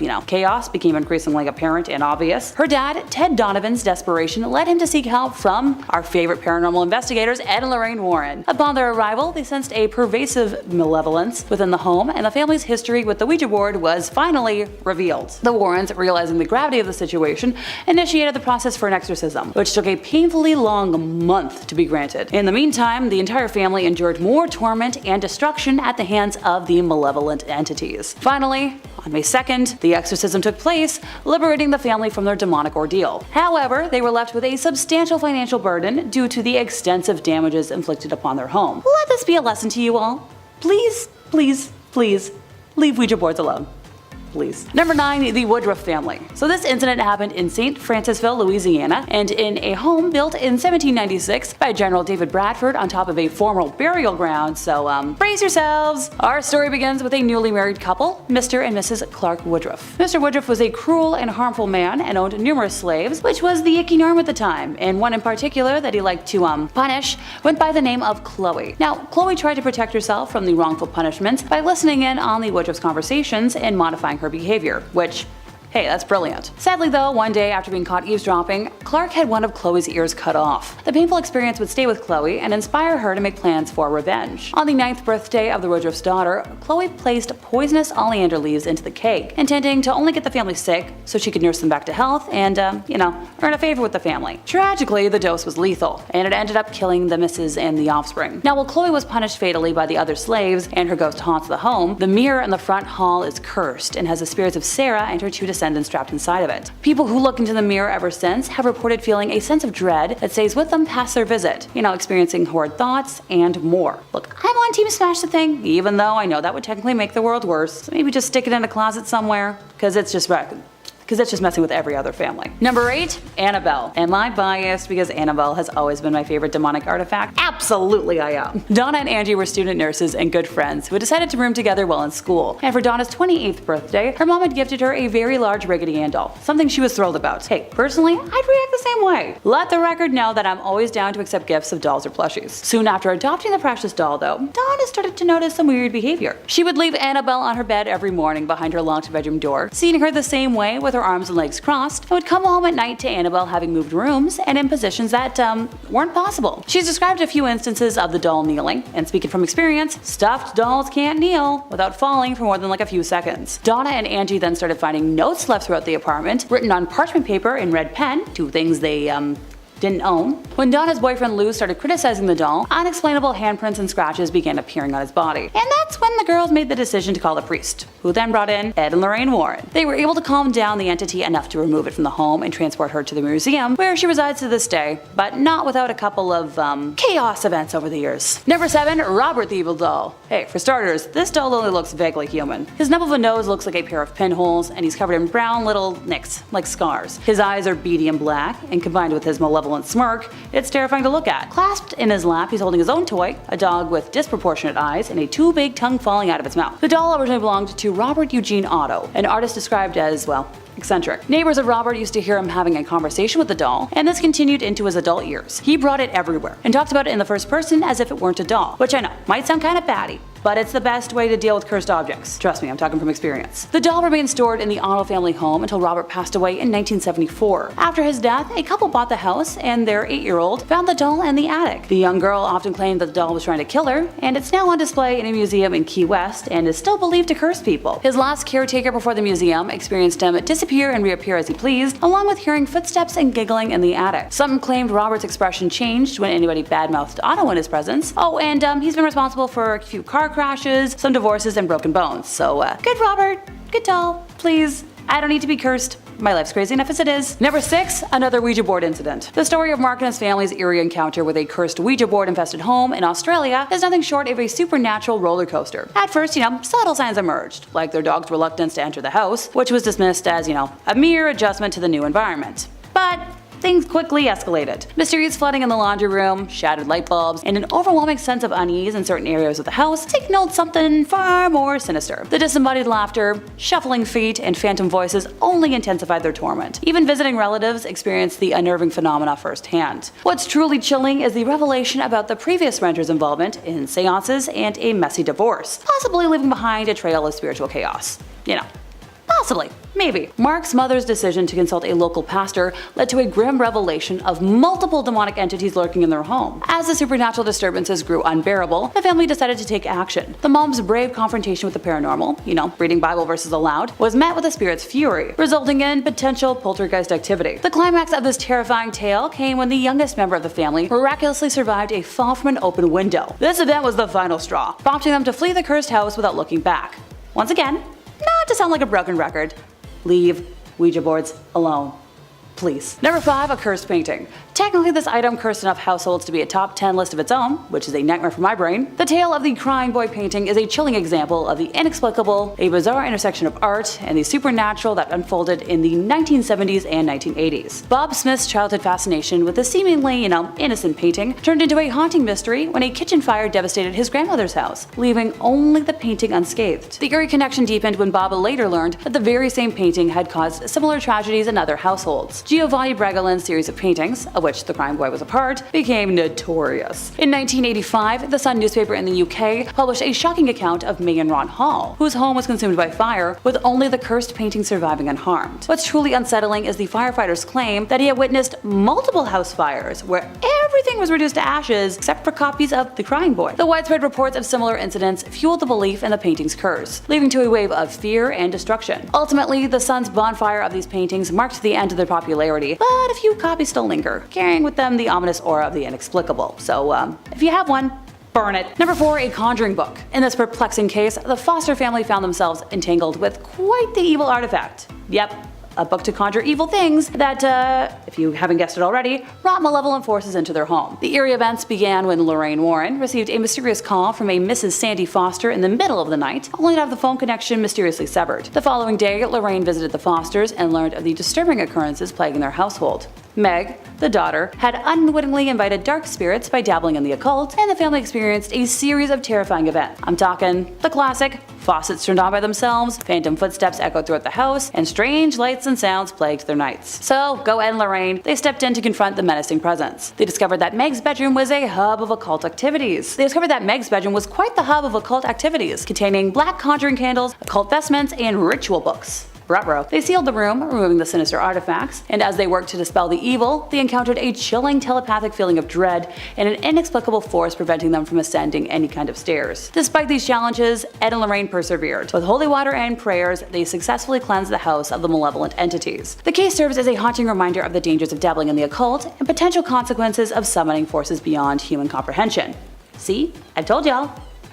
Don't summon beings. Number 3, the Snedeker family rosary beads. As you might have expected, this true story begins in the witching hour, in the wee small hours of the morning. One night, very late at night, Ed and Lorraine were contacted by the family, who had just moved into a house on Meriden Avenue in Southington. Specifically, the mother of the family unit and a niece who came to stay with the family were on the phone. What they found and thought they bought was a big and seemingly welcoming home, but what they didn't know was that it was a former funeral home. Oh, and fun fact, the morticians at the funeral home were allegedly involved in necrophilia, or performing schmex acts with corpses. What used to be the showroom for the coffins was now the young person's room, and just down the hall from that, the place where the bodies were prepared for viewing. So the young boys were the first to start talking about the things that they had seen and experienced, saying they were terrified, and the parents chastised them at first for it, but they were so scared they started sleeping on the floor in the living room. Among the sounds the boys would hear were the sound of chains pulling the coffin upstairs. Only thing was, there was no more coffins. So the woman who called the Warrens were terrified, and with the niece in a small bedroom in the back of the house, and the covers on her bed were levitating around her, like there was a fan blowing them around. No big. And Lorraine said that while the mom was on the phone with her, even more bizarre events started happening. The mother had rosary beads in her hand, and while she spoke, the beads were actually being pulled apart and falling to the floor. So Ed and Lorraine went over the next morning with the family's parish priest. A blessing of the house seemed to do nothing to calm things down, so that's when the Warrens decided to call the bishop's office. Eventually sent an exorcist, which seemed to do the trick, but not before one last hurrah from whatever was believed to be haunting the house, because demons don't like to give up without a fight. There was a huge tree in front of the house, and half of the tree, with no wind, broke off and fell on the property. The family moved a short time later, and Ed and Lorraine kept the rosary beads that had been pulled apart, because if a demonic spirit can touch a Catholic relic,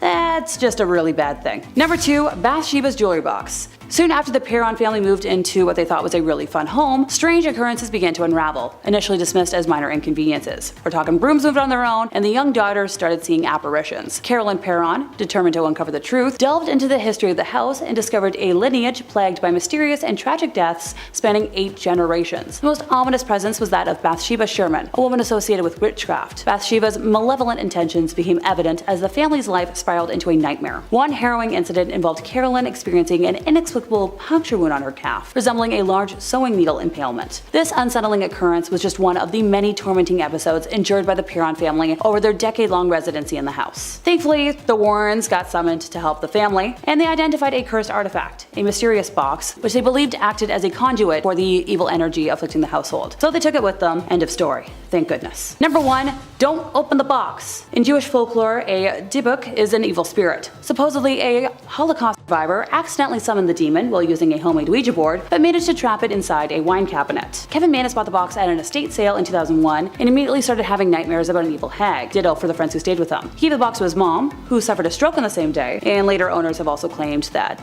the scary thing has appeared in their nightmares as well. Thankfully, at some point, the owner contacted local rabbis, sealed the demon back in the box, and then hid it from the world. Thank goodness. Number 10. The Mob Doctor. Led by Italian immigrant cousins Herman and Paul Petrillo, Dr. Bulver was part of the infamous Philadelphia poison ring in 1930s. The cousins had contacts in the criminal world where they knew Harold, an expert counterfeiter and an arsonist, while Paul ran an insurance scam business from the back of his tailoring shop. Dr. Bulver believed in magic, where they gave potions to patients to better their lives. The magic called La Fattura, the cousins started issuing insurance policies without medical exams and would pay the doctor to poison these patients with potions which were actually arsenic inside. The insurance would go to the gang instead of the patient's widowed wives or their families, and they would also hire killer thugs who would murder others through various means such as drowning, bludgeoning, and running over the victims by car. The crimes began in 1931 and an estimated 30 to 50 people were killed. Dr. Bulver was arrested in 1939 and turned state evidence onto the cousins, who were sentenced to death. Number 9. The Euthanasia Doctor. When it comes to choosing life or death, the patient has the right to discuss the terms, or the family does, in regards to their condition. But in some cases, the concept of euthanasia has been debatable, as it is unsure if it was the patient who decided it or the doctor at hand, especially in the case of Jack Kevorkian, who was actually a known US pathologist and an advocate of euthanasia. While many may debate on this, he was responsible for the deaths of more than 100 patients when no laws existed. He ended up being sentenced up to 8 years in prison for his actions. Early in his career, he fell under criticism when he proposed medical experiments on death row inmates where they were still alive. These experiments would be performed while the inmates were conscious and in their fatality. He argued that ending these prisoners' lives early could provide a service to humanity before their death, and so for his views, his peers had dubbed him as Dr. Death. He would also follow up his research with an invention of what he called a suicide machine, where he made it from materials costing up to only $45 and 3 bottles of solutions filled with saline and a painkiller. The fatal dose would be potassium chloride, and he became infamous when Janet Adkins sought him out after discovering she had Alzheimer's. But way before she was actually succumbing to the symptoms, he went ahead and carried out the act of her committing herself. He died at the age of 83, only serving 8 years of a 25-year sentence due to good behavior. Number 8. The Abortionist Killers. Well, in Philadelphia, there was a physician who was well known for providing an abortion to immigrants and minorities, and his name was Dr. Kermit Gosnell. In the 1970s, he was an early advocate for abortion's rights, and he decided to open his clinic 2 years later for the cause, the Women's Medical Society. His practice, however, was under unsanitary conditions, untrained staff, and the use of powerful drugs without appropriate supervisions. They found half-conscious women waiting for a procedure, moaning in bed on red fluid-covered recliners, fetal parts in milk and orange juice containers, medications past their expiry dates, and staff who could not tell the investigators what dose of medications they had just administered, and even flea-infested cats. Additionally, Gosnell admitted that at least 10% to 20% of the abortions were performed after 24 weeks over the legal limit. In 2010, Gosnell's medical license was suspended, and he was arrested in 2011. He was charged with many counts, including third degree of an adult patient, multiple first degrees of babies, and criminal enterprises for illegally prescribing and dispensing controlled substances. It was estimated that he made an additional $10,000 to $15,000 per night for illegal prescribing, and he was sentenced to 3 life sentences without the possibility of parole. Number 7. The Starvation Doctor.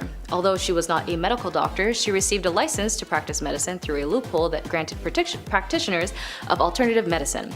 Also known as Dr. Linda Burfield Hazard, she believed that fasting, or scientific fasting, as she would write 2 books on the subject, was essential for better health. She created her own sanitarium where inpatients would fast for days, weeks, and even months on small amounts of tomato, asparagus juice, and if they're lucky, a small teaspoon of orange juice. The patients were also given daily enemas, as well as massages that the nurses would even say sounded like beatings. Under her care, over 40 patients had passed away, and she claimed that they died of previous undiagnosed conditions. She was convicted of manslaughter for the death of wealthy British women who lost 50 pounds, and it was even discovered that Hazard forged a woman's will to make her the beneficiary and stole the patient's valuables. She died in 1935. Number 6. The kill for inheritance doctor. In Essex, there was a general practitioner named Dr. Adams, otherwise known as John Bodkin Adams. He was considered to be a compassionate and kind to his elderly patients. However, he started to like using dangerous drugs and expressed an abnormalities in interest in his patients' wills. In 1956, police began to investigate Adams under suspicion he was getting rid of his elder patients for their inheritance. And although they found dozens of cases, they were actually able to only charge him for 2, and the patients had willed large sums of money to Adams, and their causes of death remained unclear. Ultimately, Adams was not convicted, but was found guilty for forgery of their prescriptions and falsifying medical documentation. He was able to reopen his practice, but many elderly patients just decided to not work with him ever again for obvious reasons. And because of this, his case had left a significant impact on criminal trials in England. Number 5. America's first serial killer. It's like every account of someone doing some heinous crime is considered America's first serial killer, but there's so many, I don't even know who really came first. It's like every account of someone doing some heinous crime is considered America's first serial killer, but there's so many, I don't even know who really came first. But in this case, when it comes to malpractice, maybe H.H. Holmes was the first serial killer in America who was a doctor. His fascination in medicine, or what you'd consider medicine, started out when he would operate on animals at a young age. His fascination in medicine, or what you'd consider medicine, started when he operated on animals at a young age. It was also speculated he killed his childhood playmate, and after finishing medical school, he took a job as a pharmacist in Chicago. He soon started killing people and stole their property and developed his own house where it considered many secret passageways, trapdoors, soundproof rooms, a door that locked from the outside, and he had rooms with gas jets to asphyxiate his victims and a whole kiln to cremate the bodies. He became friendly with women during the World's Columbian Exposition in 1893, where he would prey on them, take their finances, and eventually send them to their deaths. He would require all of the employees to take out their life insurance policies, naming him as the beneficiary, and many of the bodies he sold to medical schools. This was the 1800s, and not a lot of people seem to suspect, and it wasn't until 1893 where he was arrested for insurance fraud for a fire in his home. There, it was discovered of all the crimes he had committed, and he was sentenced to death. Although the number is unknown, it has been an estimated 200 victims laid under H.H. Holmes' hand. Number 4. The father of lobotomy. Although he had no surgical training, he did work with other surgeons. Walter Freeman was an American physician and advocate of psychosurgery alongside Dr. James W. Watts. He became the first in the U.S. to perform a prefrontal lobotomy by craniotomy in the operating room. Looking for a quicker, easier way to perform the procedure, he perfected the transorbital lobotomy. This procedure would render the patients unconscious by electroshock, and Freeman would use an actual ice pick from his own kitchen, designed and implemented the stronger orbital cast. These instruments would be inserted into the back of the eye orbits and then hammered into the skull. They would be wiggled back and forth in order to sever connections to the prefrontal cortex and the frontal lobes of the brain. This left patients to a vegetative state and reduced their behavior to childlike mannerisms. As a result, over 490 people had died. Freeman allowed the media to watch a procedure in which a patient died when the ice pick slipped into the brain. He was noted to act indifferently and move on to the next patient, and his license was eventually revoked after the death of a patient. He died of cancer in 1972. Number 3. Dr. Death. Born and trained in India, Jayant Patel was a surgeon where he started his practice in Buffalo, New York. He was fined and placed on 3-year probation for not examining his patients prior to surgery. His New York license was eventually revoked in 2001, where he moved to Oregon in 1989. He actually fell under scrutiny, and 8 cases led to malpractice or wrongful deaths. Claimed of his coworker states that he'd operate on other patients that weren't even on his roster and were registered other surgeons. He operated unnecessary and caused serious injury and death. His practice was restricted, prohibiting from operating on the liver or pancreas and requiring a second opinion for other surgeries. After reviewing 4 cases resulting in 3 patient deaths, the Oregon Board of Medicine made the restriction state. However, he was able to cut through corners and get hired by Queensland Health under the Area of Need program and not disclosing his actual credentials. His malpractices, though, were immediately noticed, and the nurses said that hide their patients from him whenever he was in the hospital. His malpractices, though, were immediately noticed, and nurses were said to hide their patients from him whenever he was in the hospital. In 2005, the media got wind of the news and deaths connected to him, and when he arrived back to Portland, a magistrate sent an issue for his arrest. 2008, Patel was extradited and convicted, but somehow his conviction was overturned on appeal. The outstanding charge in 2013 came into light, and he was finally pleaded guilty for the 4 charges of fraud and sentenced 2 years in prison. But it was wholly suspended because of the time he had already served in jail for the convictions that were overturned by the High Court of Australia. In 2015, he was barred from practicing medicine in Australia. However, there are no updates where this malpractitioner is now. Number 2, Dr. Satan. Marcel Pitot, otherwise known as Dr. Satan, was a highly intelligent child throughout exhibiting some abnormal behavior, to the point where he was expelled from school, and when he was 17, he was arrested for mail fraud but was found mentally unfit to stand for trial. He was then able to join the army, where he was caught stealing blankets but wasn't convicted due to reasons of insanity, and he was then later discharged from the army. Eventually, somehow, he was able to gain a medical degree in 1921. 2 of his patients had died under his care, but he was never charged, and although he became the mayor, somehow he also became the mayor in France, he was dismissed twice and lost his seat when he was found stealing power from the city. He continued his crimes in 1933, where he moved to Paris to enrich himself, and when World War II struck, he offered to help Jewish escapees from the now occupied France. But he would lie to them, claiming the medicine he was providing would help prevent diseases, but it was actually poison. He would watch them die slowly as he would rob them and their valuables. He would then stuff their bodies in a furnace in the basement of his house, and in 1943 he was arrested, but then later released after several months. After the liberation of France in 1944, he was arrested again after the 30 corpses were found in his basement. He admitted to killing 60 people, but was convicted for 26. He was guillotined in 1946. They still do that in France. Number 1, the Angel of Death. In World War II, during the reign of the German leader's regime, they were obsessed with the idea of the only superior race was those who had pale skin and blue eyes. Joseph Mengele received his medical degree in 1938, the same year he joined the regime. He volunteered to be part of the medical service with the armed forces. However, all of this military activities are still not clear from this time. After being discharged as a medical officer due to his injuries, he enrolled to work for the Kaiser Wilhelm Institute for Anthropology, Genetics, and Eugenics. He was promoted to being an SS captain and was transferred to the concentration camps, where he performed multiple rounds in which he would make selections which prisoner would be sent to the work or to the chambers. He was known as the Angel of Death for his cruel demeanor, and while off duty, he would look for twins for his experiments. His research included injecting chemicals into living persons to see if they could change their eye color. He was obsessed with eyes of different colors and would collect eyes of victims who were killed. He would collect body parts of those who died, natural illnesses to study, as well as their organs. He fled Auschwitz after the Soviets invaded in 1945 and was able to hide under an alias and died in 1979 in Argentina. A victim and survivor of Auschwitz once said, "When he smiled, you knew he meant danger, because when he was smiling, he was at his most sadistic." They do say an apple a day keeps the doctor away, but in this case of these guys, just call the police. Number 9, Nero's Steam. We've talked about Emperor Nero quite a lot on this channel, but that's because he's the down bad Roman emperor who puts opulence in Pax Romana. It's hard to pinpoint an exact crime or moment from him, as he's the guy you think about when you think of Roman emperors. However, his crimes against his wife Claudia Octavia are very notable. So when Nero was getting remarried, he had to get rid of Octavia. I mean, you can't have like 40 wives, you gotta get rid of her. But how? I mean, how do you get rid of a woman like that? He actually did the whole James Bond villain thing where the victim gets placed into a trap. It's very crude, but theatrical, because remember, theatrics are important, remember that folks. Hence, Octavia was banished to an island where shortly after she was locked into a vapor bath, where she suffocated. Naturally, to make himself look better, they made it look like she did it, not him. So yeah, what a great guy. What an absolute hero in that story. Definitely not a villain. Number 8, Afzal Khan. Everyone remembers King Henry VIII for doing what he did to his wives. A Nazi, slap on the wrist, Nazi, don't do that, for shame. However, I would like to offer Afzal Khan as the alternative monster here. He didn't unalive a handful of wives like Henry, no. He actually managed to rack up a count of 63. Yep, you heard me right, 63. First off, I don't know how you have that many wives and or remember names, let alone birthdays and anniversaries. I would not do very well in that situation. Well, what's the reason for all this blood spilling? It's pretty horrible, actually. Simply because he was being invaded, and the guy who was invading him and winning was slightly nicer to women and was going to most likely give them a better life. Jeez, talk about if I can't have it, no one can. God. Number 7, Caligula's wife. I think in a healthy relationship, you ought to put your partner on a pedestal.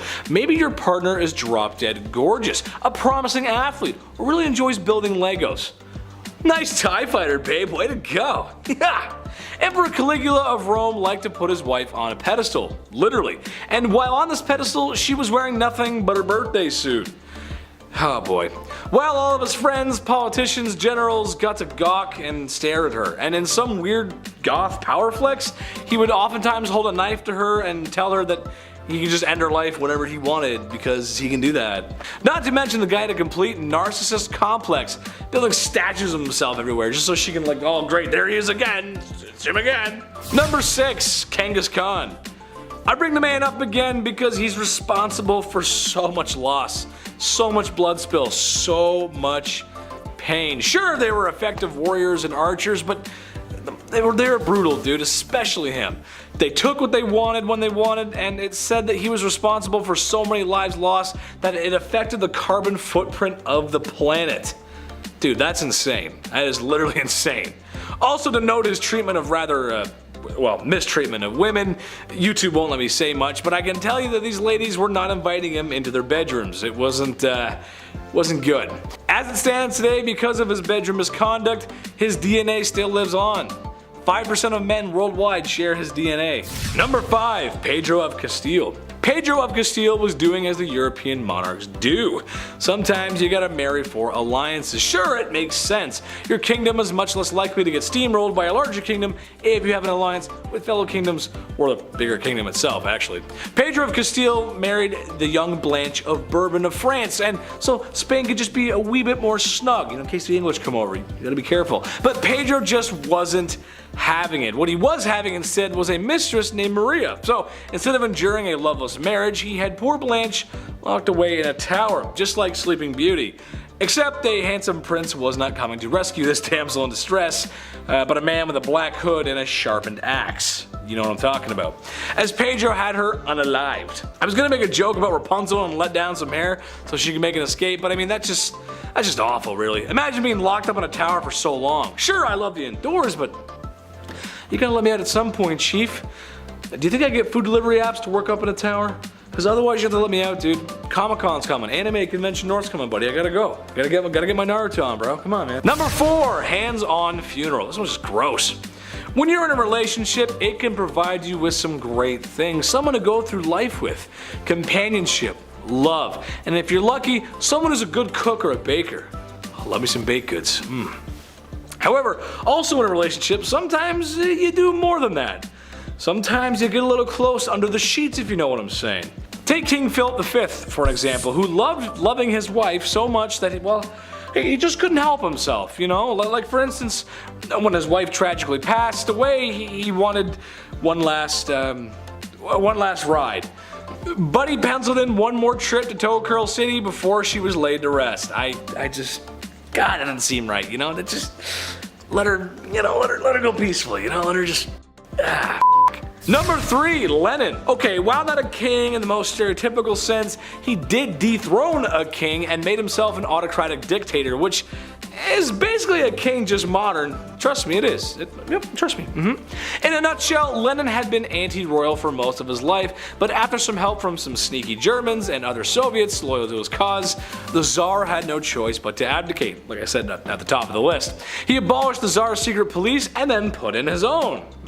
And had people oppressed, which was one of the main reasons why the whole revolution started in the first place. See what I'm getting at? He was supposed to get rid of the evil monarch, and he became the evil monarch. Well, see, then a civil war broke out, and then he was worried that the exiled Tsar might escape and try to retake the throne, and, well, he had some goons take care of him, and, well, the family too. You can never be too sure. You gotta take care of everything. You gotta get rid of everybody. You just can't be too sure. Number 2, Pope John XII. For those who aren't very religious like myself, the Pope is the big one. He's next to God, and for a minute there, he was the most powerful man on earth. Seriously, I mean, this guy could crown kings. He's the king of the Vatican and the king of kings in the Holy Scripture. It's kind of serious. And today he's got a really cool car for parades. The Popemobile's pretty sick, not gonna lie. However, Pope John XII was anything but a sweet old man who delivers the holy messages from God. This Pope was doing a lot of anti-Pope behavior, if you will. Now, I for one wouldn't care if the man had a girlfriend or a glass of wine. Heck, some rules need to be changed, but this Pope was most known for his lavish, adult-themed parties, and was known for getting hangovers. It got so bad at one point, it started a war. Number 1, not so slick shady. Marshall Mathers, Eminem, the king of rap, and named king of hip hop by Rolling Stones magazine. Hence he's the king, I gotcha. Despite what you think of the man's lyrics, especially vulgarity, he's an excellent wordsmith and could write rhymes that would leave you tongue twisted. However, I don't think it would come to anyone's surprise that the man's got a few charges under his belt, especially the way he talks about Kim. There's a couple bad things said about her, I don't know. Back in 2001, arguably the peak of his career, Eminem assaulted somebody in a nightclub after getting fresh with his wife. He got 2 years probation. Maybe he is saying the things he's saying in those songs. Maybe he's telling the truth. I don't know. Number 10. No one's ever really gone. You may have heard that said when losing a family member, a pet, or in the worst Star Wars movies ever made. Sorry, not sorry Disney, those are terrible. But perhaps there is someone who is never really gone. Genghis Khan. Yes, that's right. The ruthless Mongol warrior who conquered so much in his time that we're still talking about it today. So why is this big bad warrior still with us today? Well, that's because of DNA. Yeah, in his time there was lots of activities going on, besides the usual pillaging the village and unaliving those who oppose you. There were a lot of happy endings, let's say, and by that I mean forced non-YouTube friendly conduct bedroom happy endings. So much so that when a study was conducted back in 2003, 8% of men in Asia were thought to be descendants of the mighty man himself. 0.5% worldwide. That doesn't sound like a lot, but we're talking about millions of people here. Next time you go out, you may be brushing shoulders with the warrior's kin. Prepare for battle! Number 9. Henry again? Boy, it's really hard not to talk about this guy. But dude was kinda down bad for it. He's just most well known for his mistreatment of his wives, and by mistreatment, I don't mean getting into a fight over whether or not the toilet seat should be up or down and then having a very toxic argument in front of family members. No, because when Henry was upset with marriage, he wanted divorce, which honestly was kind of taboo for the time. Oh yeah, and he also beheaded 2 of his wives because that's how it goes. I know every couple has their issues to work out, but for most dads out there, having sun-drenched beer-fueled weekends, they never go beheading after that. Although, Dad's been staring at the lawnmower for a while and there's a lot of blades on that. Dad? While it is true King Henry VIII did behead 2 wives, he didn't do it to all of them. And at some points we're honestly quite pleased with his holy sanctity of marriage. Anyone who's ever been married can tell you how peaceful and sacred that bond really is. Number 8. The People's Princess.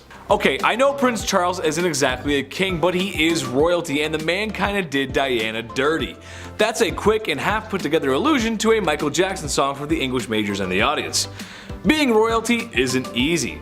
Being royalty in a modern age when paparazzi overwhelm you with lights and cameras just for a juicy piece of gossip like, when was your last bowel movement? Is it slow? Extra extra, read all about it, the princess is constipated. That's just not fun. So after Prince Charles and Princess Diana had been married for a few years, you can understand how excited the media was to find out about their marital disputes. "There was 3 of us in this marriage, so it was a bit crowded," was a quote by Princess Diana that gave the media a field day. Sadly, Prince Charles was having an affair, and it wouldn't be too much longer that Diana would perish in a car accident that may or may not be organized by the royal family themselves. Number 7. Midlife crisis. This one's kind of generalized because if I didn't, I'd have to mention almost every king ever. So here we go. Back in ye olde times, the access to better healthcare just wasn't there. Doctors aren't washing hands. Imagine, Buddy eats some greasy mutton and then says, "Alright, time for your enema." But those aren't the only greasy hands around certain orifices I'm talking about. I'm talking about kings marrying older girls at the ripe age of 12. Yep, that's right. Nothing says experience and womanhood like being 12. People didn't live long, and oftentimes these arranged marriages had ulterior motives, like alliances or business really. However, that does not make up for marrying a 12-year-old who may or may not have started those super weird changing times, like when you were 12 and now there's hair showing up in places that you didn't know there could be hair. I sent a courier to the chief and he came back with this message. It ain't it. Number 6, till death do us part. Love and marriage go together like a horse and carriage, but sometimes the crooning words of Frank Sinatra aren't enough to keep people in love. Sometimes marriages end up like the ones we see on sitcoms, but when there's no laugh track, it's not very funny, and sometimes divorce is the answer. Medieval Germans thought this too, and something they practiced was divorce by combat. Basically, the man goes into a hole with his arm tied behind his back, and the woman is free to move around with a sack of rocks. These proceedings are strange, as I'm sure no husband or wife married today would ever get so frustrated with one another that they would want to hit one another on the head with rocks. Oh, the blessings of being married. Number 5, domestic disturbance. William the Conqueror was one down bad dude. The illegitimate ruler to the throne left a bad taste in some people's mouths, and was just as ruthless in silencing those rebellions that were always uprising against him as he was with the famous battles he was a part of, like the Battle of Hastings. But what I think he should be remembered by is the way he asked Matilda to marry him, or rather the extreme measures he took when she refused his advances because he was an illegitimate leader. William dragged Matilda by the hair out into the middle of the street and beat her until she agreed to marry him. I don't have to tell you how messed up that is, and I sure hope I don't. Number 4, Nero Sauna. The Romans were kind of a big deal, especially if you're into history. Large city, culture, and some other structures are still around today. That's kinda cool. But while the city of Rome may have been the best city on earth at the time, Romans themselves could use a little work. Meet Emperor Nero, the vicious leader of Rome who became emperor through ill-gotten gains. However, in what may have been one of the first acts of flexing the male patriarchy, the divorce, or forced separation of his wife Claudia Octavia, comes to mind. It was a rocky marriage from the start. There was a general dislike from the very beginning, but when Nero remarried, as emperors did, he had Octavia banished to an island, where shortly after she would be suffocated in a hot vapor bath. Her demise was sad for most Romans. Oh yeah, and they tried to make it look like she did herself in. That's messed up, man. Number 3, pedestal. I think in a healthy relationship, you ought to put your partner on a pedestal sometimes. Maybe your partner is drop dead gorgeous. A promising athlete, really enjoys collecting stamps. You go, little rock star, collect those presidential stamps. However, Emperor Caligula of Rome had some other ideas. He would literally put his wife, who he claimed to love, up on a pedestal stark naked, and let his friends in the military gawk and glare at her. He would also say to her that he could end her life whenever he wanted, and put a knife against her for no reason. Weird flex, but okay. This guy was awful to everyone, as he tormented and unalived so many people. Well, you sure wouldn't want to see his face everywhere, as he liked to do just that.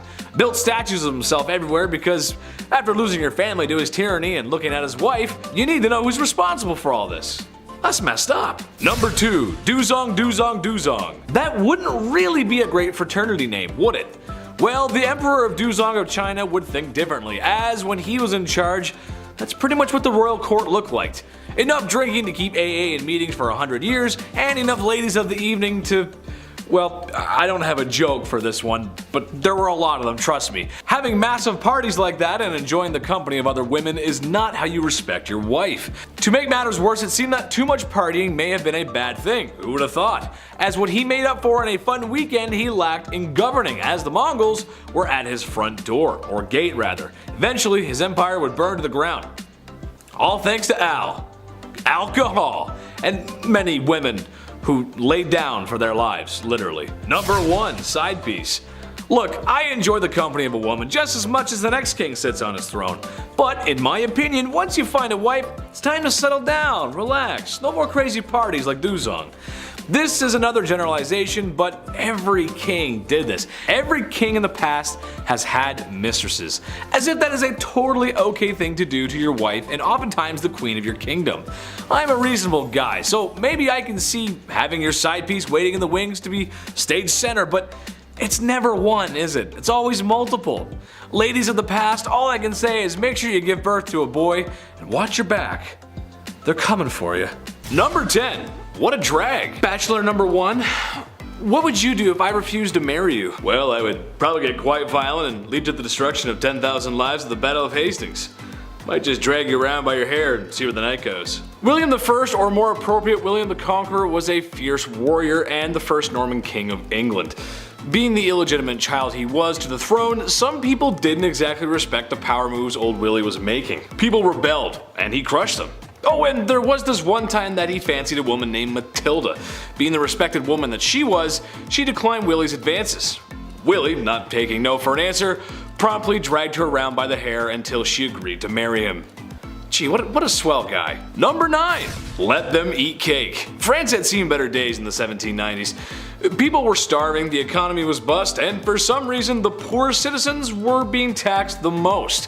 When cries were made from the people, they demanded that change be made.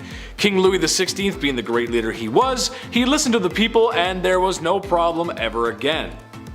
Oh wait, he did nothing and the country had a bloody revolution. The man supposed to be leading his people failed to act. In fact, he did less than nothing, often trying to silence the riots by force. But when people are very hungry, and you're living fat with high society, you can lose your head in all that chaos.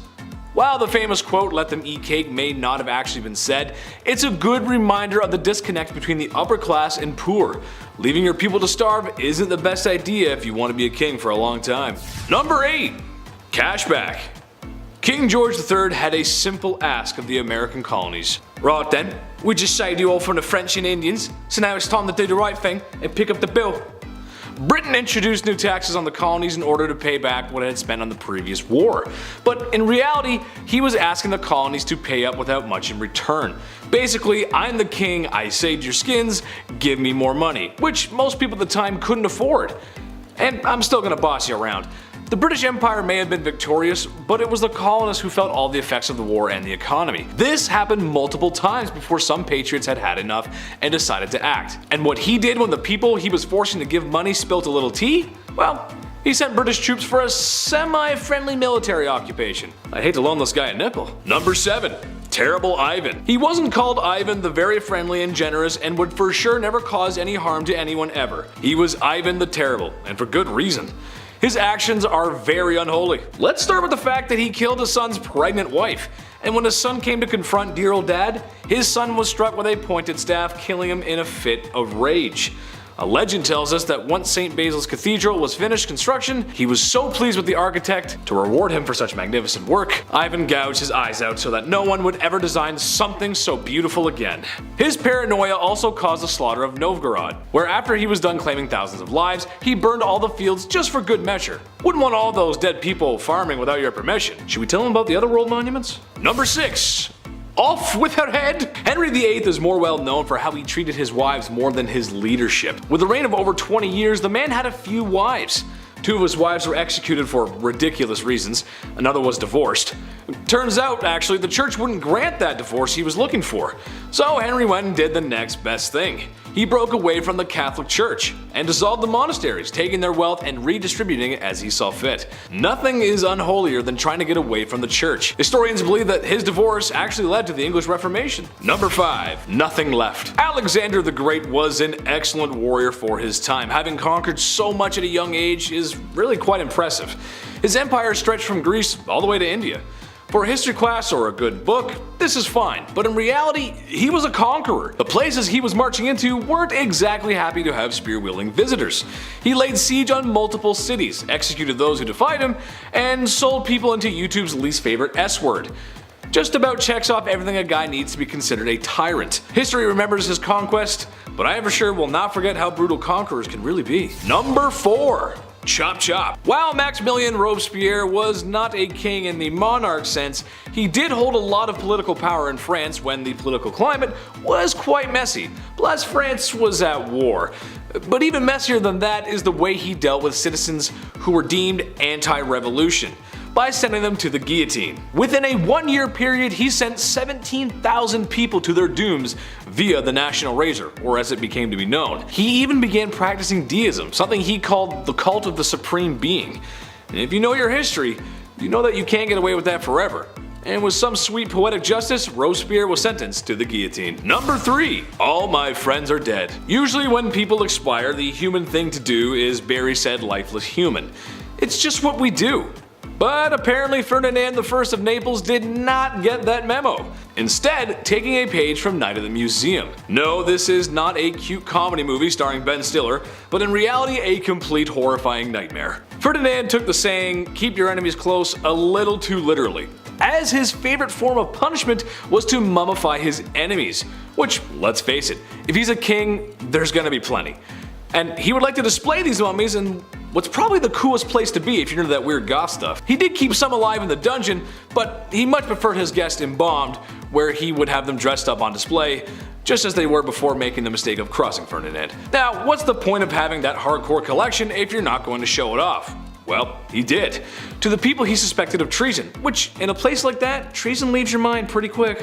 Number 2. Average height for the time. Napoleon Bonaparte was one of the greatest military strategists of his time, maybe of all time. With full support of the French army, Napoleon found himself earning gallant victories one after another, all being accomplished at a very young age. However, after years of great success in multiple wars and kicking a lot of imperial butt, it started to go to his head.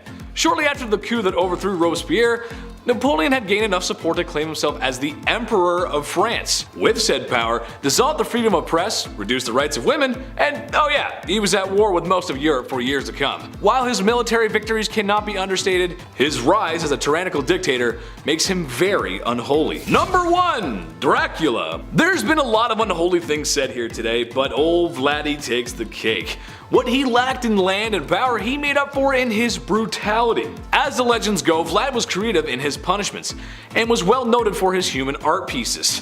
And by art, I mean impaling his enemy on pikes, sometimes through their rear ends, and leaving them as warnings for anyone who dared cross him. Similar to the time visiting envoys wouldn't remove their hats as it is to do in tradition, so Vlad had their hats nailed to their skulls, so that they may never remove them. There are a few other stories that are just too hot for YouTube, but I think he's a textbook example of unholy. He may also be the inspiration for Dracula. Imagine being that much of a monster one is created in your likeness. I mean, just looking at the painting of this guy creeps me out, man. Whoa! Number 10. What's yours is mine. Maintaining a dynasty and trying to rule over a people is hard. Many people have done it in the past, but if you notice, there isn't that many kingdoms left. So, it's no surprise that in Egypt, one of the largest and most successful civilizations of the ancient world and of all time, had some political strife. Berenice III had lost her husband Ptolemy, and she was doing her best to maintain power. In some serious Alabama energy, Ptolemy XI was made king, a stepson and half-brother. The man wanted it all to himself, and can you blame him? I mean, look at the pyramids. Nice, I'd want him too. He promptly unalived his new queen because power moves. Some people didn't like this, and in some form of poetic justice, he was unalived by the people. What's the lesson in this one? Maybe that you can't trust your strange, closely knit inbred family members? I'm not sure, honestly, but it's just messed up. Number 9. Double Trouble. This one isn't exactly about a king removing a queen like his wife, but it is about kings ceasing the life of their queen, more specifically their mother. Clyricus and Oxythris were the sons of Amistris, a woman handed off in marriage by the mad lad Macedonian himself, Alexander the Great. Well, like a lot of ye olde history, there was some power struggles. A power vacuum had been created in the death of Dionysus. You'd think that wouldn't happen over and over again, but you'll find that a lot in history. The power struggle was solved, and eventually Amistris retired and remarried. Named a town after herself. Things were okay for Amistris. Things were good. But one day her sons came to visit and noticed the Mon looked a little thirsty. So they drowned her in a river in a power grab that pretty much immediately backfired, as they too were unalived by the next guy in line. Pretty similar to the last story, but that's history, isn't it? Number 8. One too many. Sometimes when you're king, you're gonna have more than one wife that's 6 feet under. It's just how it goes sometimes. However, I believe there is no better example of this than Afzal Khan, whose actions were so egregious that I did a literal double take after learning about what this king had done. See, Afzal didn't just unalive one wife or a couple like history's favorite King Henry VIII. No, my busy bees. He is responsible for the termination of 63 wives, not wives. I'm not sure what kind of guy would make that kind of mistake. In fear of losing them to an invader who treated women slightly better, he had his soldiers give them a tall glass of drowning. Those who tried to escape were cut down without mercy. I lived next door to the chief. He invited me in for a cup of tea. I sat down and he said, that ain't it. You know something's messed up if I'm overusing that joke. Number 7, 20 years of therapy. Elizabeth of Bosnia was a very unpopular queen and unfortunately had to often defend her throne with violence. As it turns out, this did not bode well. Many people wanted revenge and honestly just to take her position of power. Elizabeth, understanding perhaps her times might be numbered, was going to try everything she could to keep her bloodline in power. The passing of her king husband only made things worse. In her attempts to escape the impending doom, she was captured and imprisoned by her new owners. She was eventually released. Oh, did I say released? I meant as punishment she was strangled in front of her daughter. Now, I'm not a psychiatrist, I'm more of a bumbling fool, but that just can't be healthy for you. Emotional damage. Number 6, bad divorce. Pedro of Castile was doing as the European monarchs do. Sometimes you gotta marry for alliances. Sure, it makes sense. Your kingdom is much less likely to get steamrolled by a larger kingdom if you have an alliance with a fellow kingdom or with a bigger one itself. Pedro of Castile, he married a young Blanche of Bourbon so France and Spain could just seem just a wee bit more snug. But Pedro just wasn't having it. What he was having instead was a mistress named Maria. So instead of enduring a loveless marriage, he had poor Blanche locked away in a tower. Just like Sleeping Beauty. Except a handsome prince wasn't coming to rescue this damsel in distress, but a man with a black hood and a sharpened axe, as Pedro had her unalived. I was gonna make a joke about Rapunzel and let down some hair so she could make an escape, but I mean, that's just awful, really. I mean, imagine being locked up in a tower for a long time. Sure, I love the indoors, but you gotta let me out at some point, Chief. Do you think I get a food delivery app up in that tower? Maybe. Number 5, women's rights. Listen, it would be difficult to talk about this list without bringing it up. And ladies, all I want you to know is that you're gorgeous and I love you. But queens of the past, although they might be royalty, were severely lacking in rights. This is a time when men ruled, literally, and unfortunately that means a lot of women got the raw end of the deal. Just as an example, women have only been able to vote in the United States since 1920. There was a lot of work that had to be done, which sounds like a long time, but it really isn't. Women of the past, and especially the medieval world, basically needed a man to walk through their life, whether they liked it or not. Can't own property, business, can't sign contracts, basically everything they need to do has to go through their husbands first. Sure, royals had it easier, but I'd argue if someone could just unalive you or lock you away in a tower without consequence, do you really have rights at all to begin with? I don't know, I don't think so, that's not right. We're gonna do better, we'll do better. Number 4. Herod the Not So Great. Herod the Great was the king of Judea in 37 BC. Herod the Great was also a monster. I know I've given Henry VIII grief for Anne Boleyn, but Buddy here, he just throws out wives like it's his business. Well, it kinda was, actually. He was a busy man, having an estimated 14 children with different wives. There's also a good chance that there was more, being since that female births were just not recorded. He also unalived a lot of other people too. This guy was just so much of a tyrant that both Jewish and Christian faiths depict him as a tyrant. Way to go, dude. Nice. Number 3, the mayor's alibi. Alright, here's a modern one for you. Yes, I know the mayor is not a king. I understand that. But they still hold a decent amount of power, and this happened in the 90s, which I hate to bring up because that was a really long time ago. Yeah, I know, right? I know, I remember that too. Mayor Barry Waite and his wife were just as comfy as peas and carrots when one day his wife was mysteriously unalived. Barry was not a suspect at first, but slowly as time went on, his alibi began to unravel, and he seemed less and less trustworthy. As multiple financial-based scandals were beginning to rear their heads, it later became understood that his wife was going to seek legal aid after learning about Barry's doings, strangling her in a fit of rage. Years later, he was convicted and sentenced to 40 years in prison. So maybe we haven't learned much from our historical past. A man in power in fear of losing it to a woman has removed her from the equation. I guess we'll never change. Number 2, one last ride. King Philip V was down bad. The CEO of Naughty Time. This man liked to get down and to be a certain kind of dirty. He could not get enough of women. He loved them, his wives and mistresses included. Reported to try and get the deed done at least 3 times a day. Now you might be saying to yourself, but Big Ched, what's so wrong with that? Everyone likes a little mooey once in a while. Hey, I hear you. A little toe curling once in a while, it's a great thing, if you catch my drift. But Philip may have enjoyed it just a little too much, as when his beloved wife was on her deathbed, He tried to squeeze in one more D appointment. Your wife is dying and all you can think about is a little afternoon delight? A bouquet of flowers and I love you would have been fine, but who am I to judge? You go ahead. Weirdo.